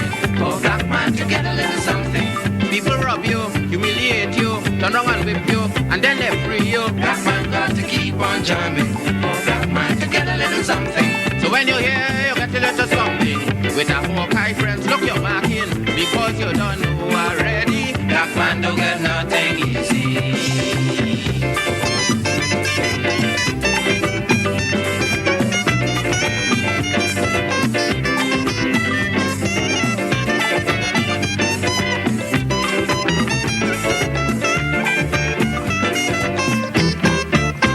You get up one morning, and oil money running.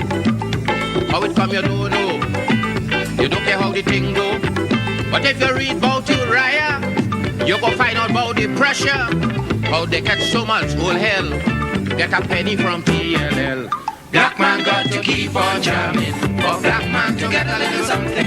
You got to take up your own cash money. Pay people for your own refinery. Black man got to keep on jamming. For black man to get a little something. Make up your mind to be a magician, to make money out of scrap iron. Black man got to keep on jamming. For black man to get a little something. So when you're here, you get your little something.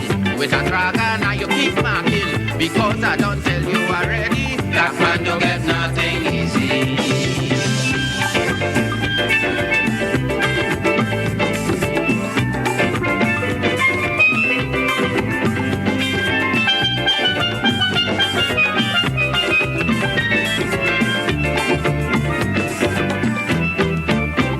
You get up one morning, independence happening. You think the thing come easy, you start taking liberty. But if you know about petition, we had to send to England for some woman to tell we in this colony free. Black man have to keep on jamming. For black man to get a little something. You got to go to conference in London to get independence in your own land. Black man have to keep on jamming. For black man to get a little something. People enslave you, and then they whip you, turn wrong and sell you, and then they free you. Black man have to keep on jamming. For black man to get a little something. So when you're here, you get a little something. With a dragon and you keep marking. Because you don't know this already. Black man don't get freedom easy.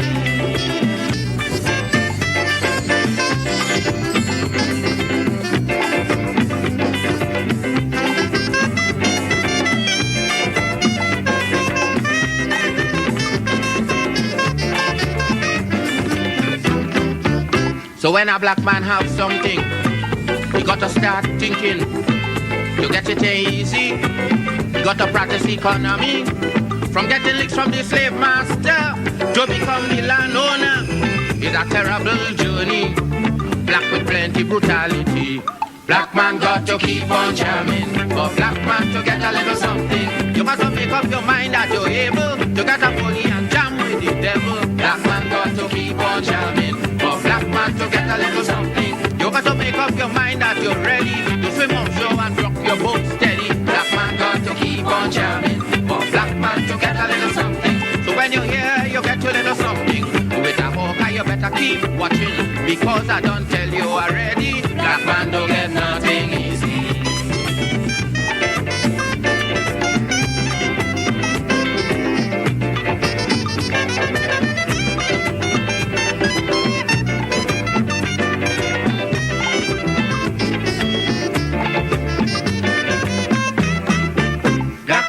You give your hand to me, and let me say hello, and I can hardly speak. My heart is beating so, and no one can tell. You think you know me well,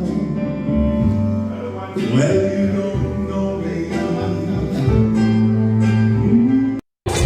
Hey guys, I am Nigel O'Connor, a singer for all seasons. I am that voice that moves you for every occasion. I am that voice that celebrates life moments one note at a time. I am Nigel O'Connor. You can contact me at 783-0054 or 754-3154. And oh yes, that's me singing in the background. Nowadays I'm not speaking songs.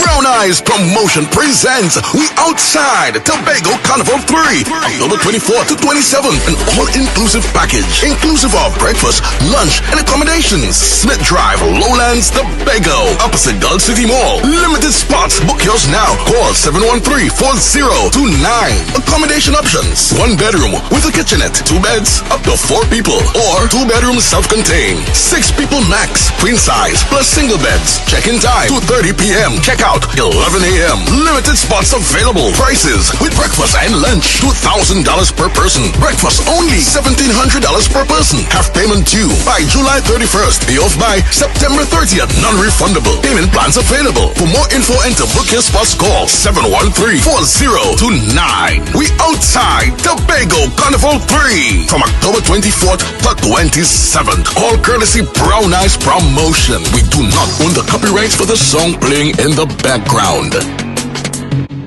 The information provided by the speakers and/or presenter on Facebook and YouTube is for general informational purposes only. All information is provided in good faith. However, Constructive Talk makes no representation or warranty of any kind, express or implied, regarding the accuracy, adequacy, validity, reliability, availability, or completeness of this information.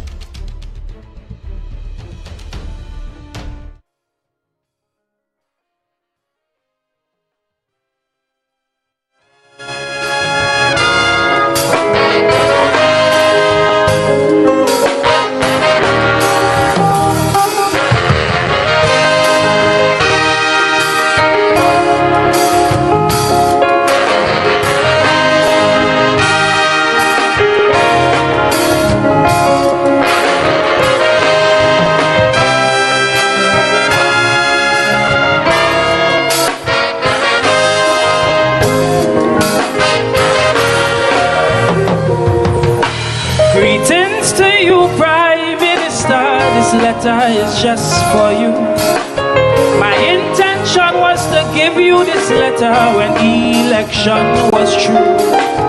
But since Dr. Rowley was stepping down, I figured I couldn't wait. I'm reading it now. I'm reading it now. Before it's too late. Before it's too late. I hear people say the PNM wasting the nation's time. I hear people say the UNC go scrape every last dime. And some couldn't choose between bad and worse, so I had to write this plea for the next leader of this country. Cause we need to see a nation full of success. We need a leader addicted to progress. Someone who's not here for the money and always giving us transparency.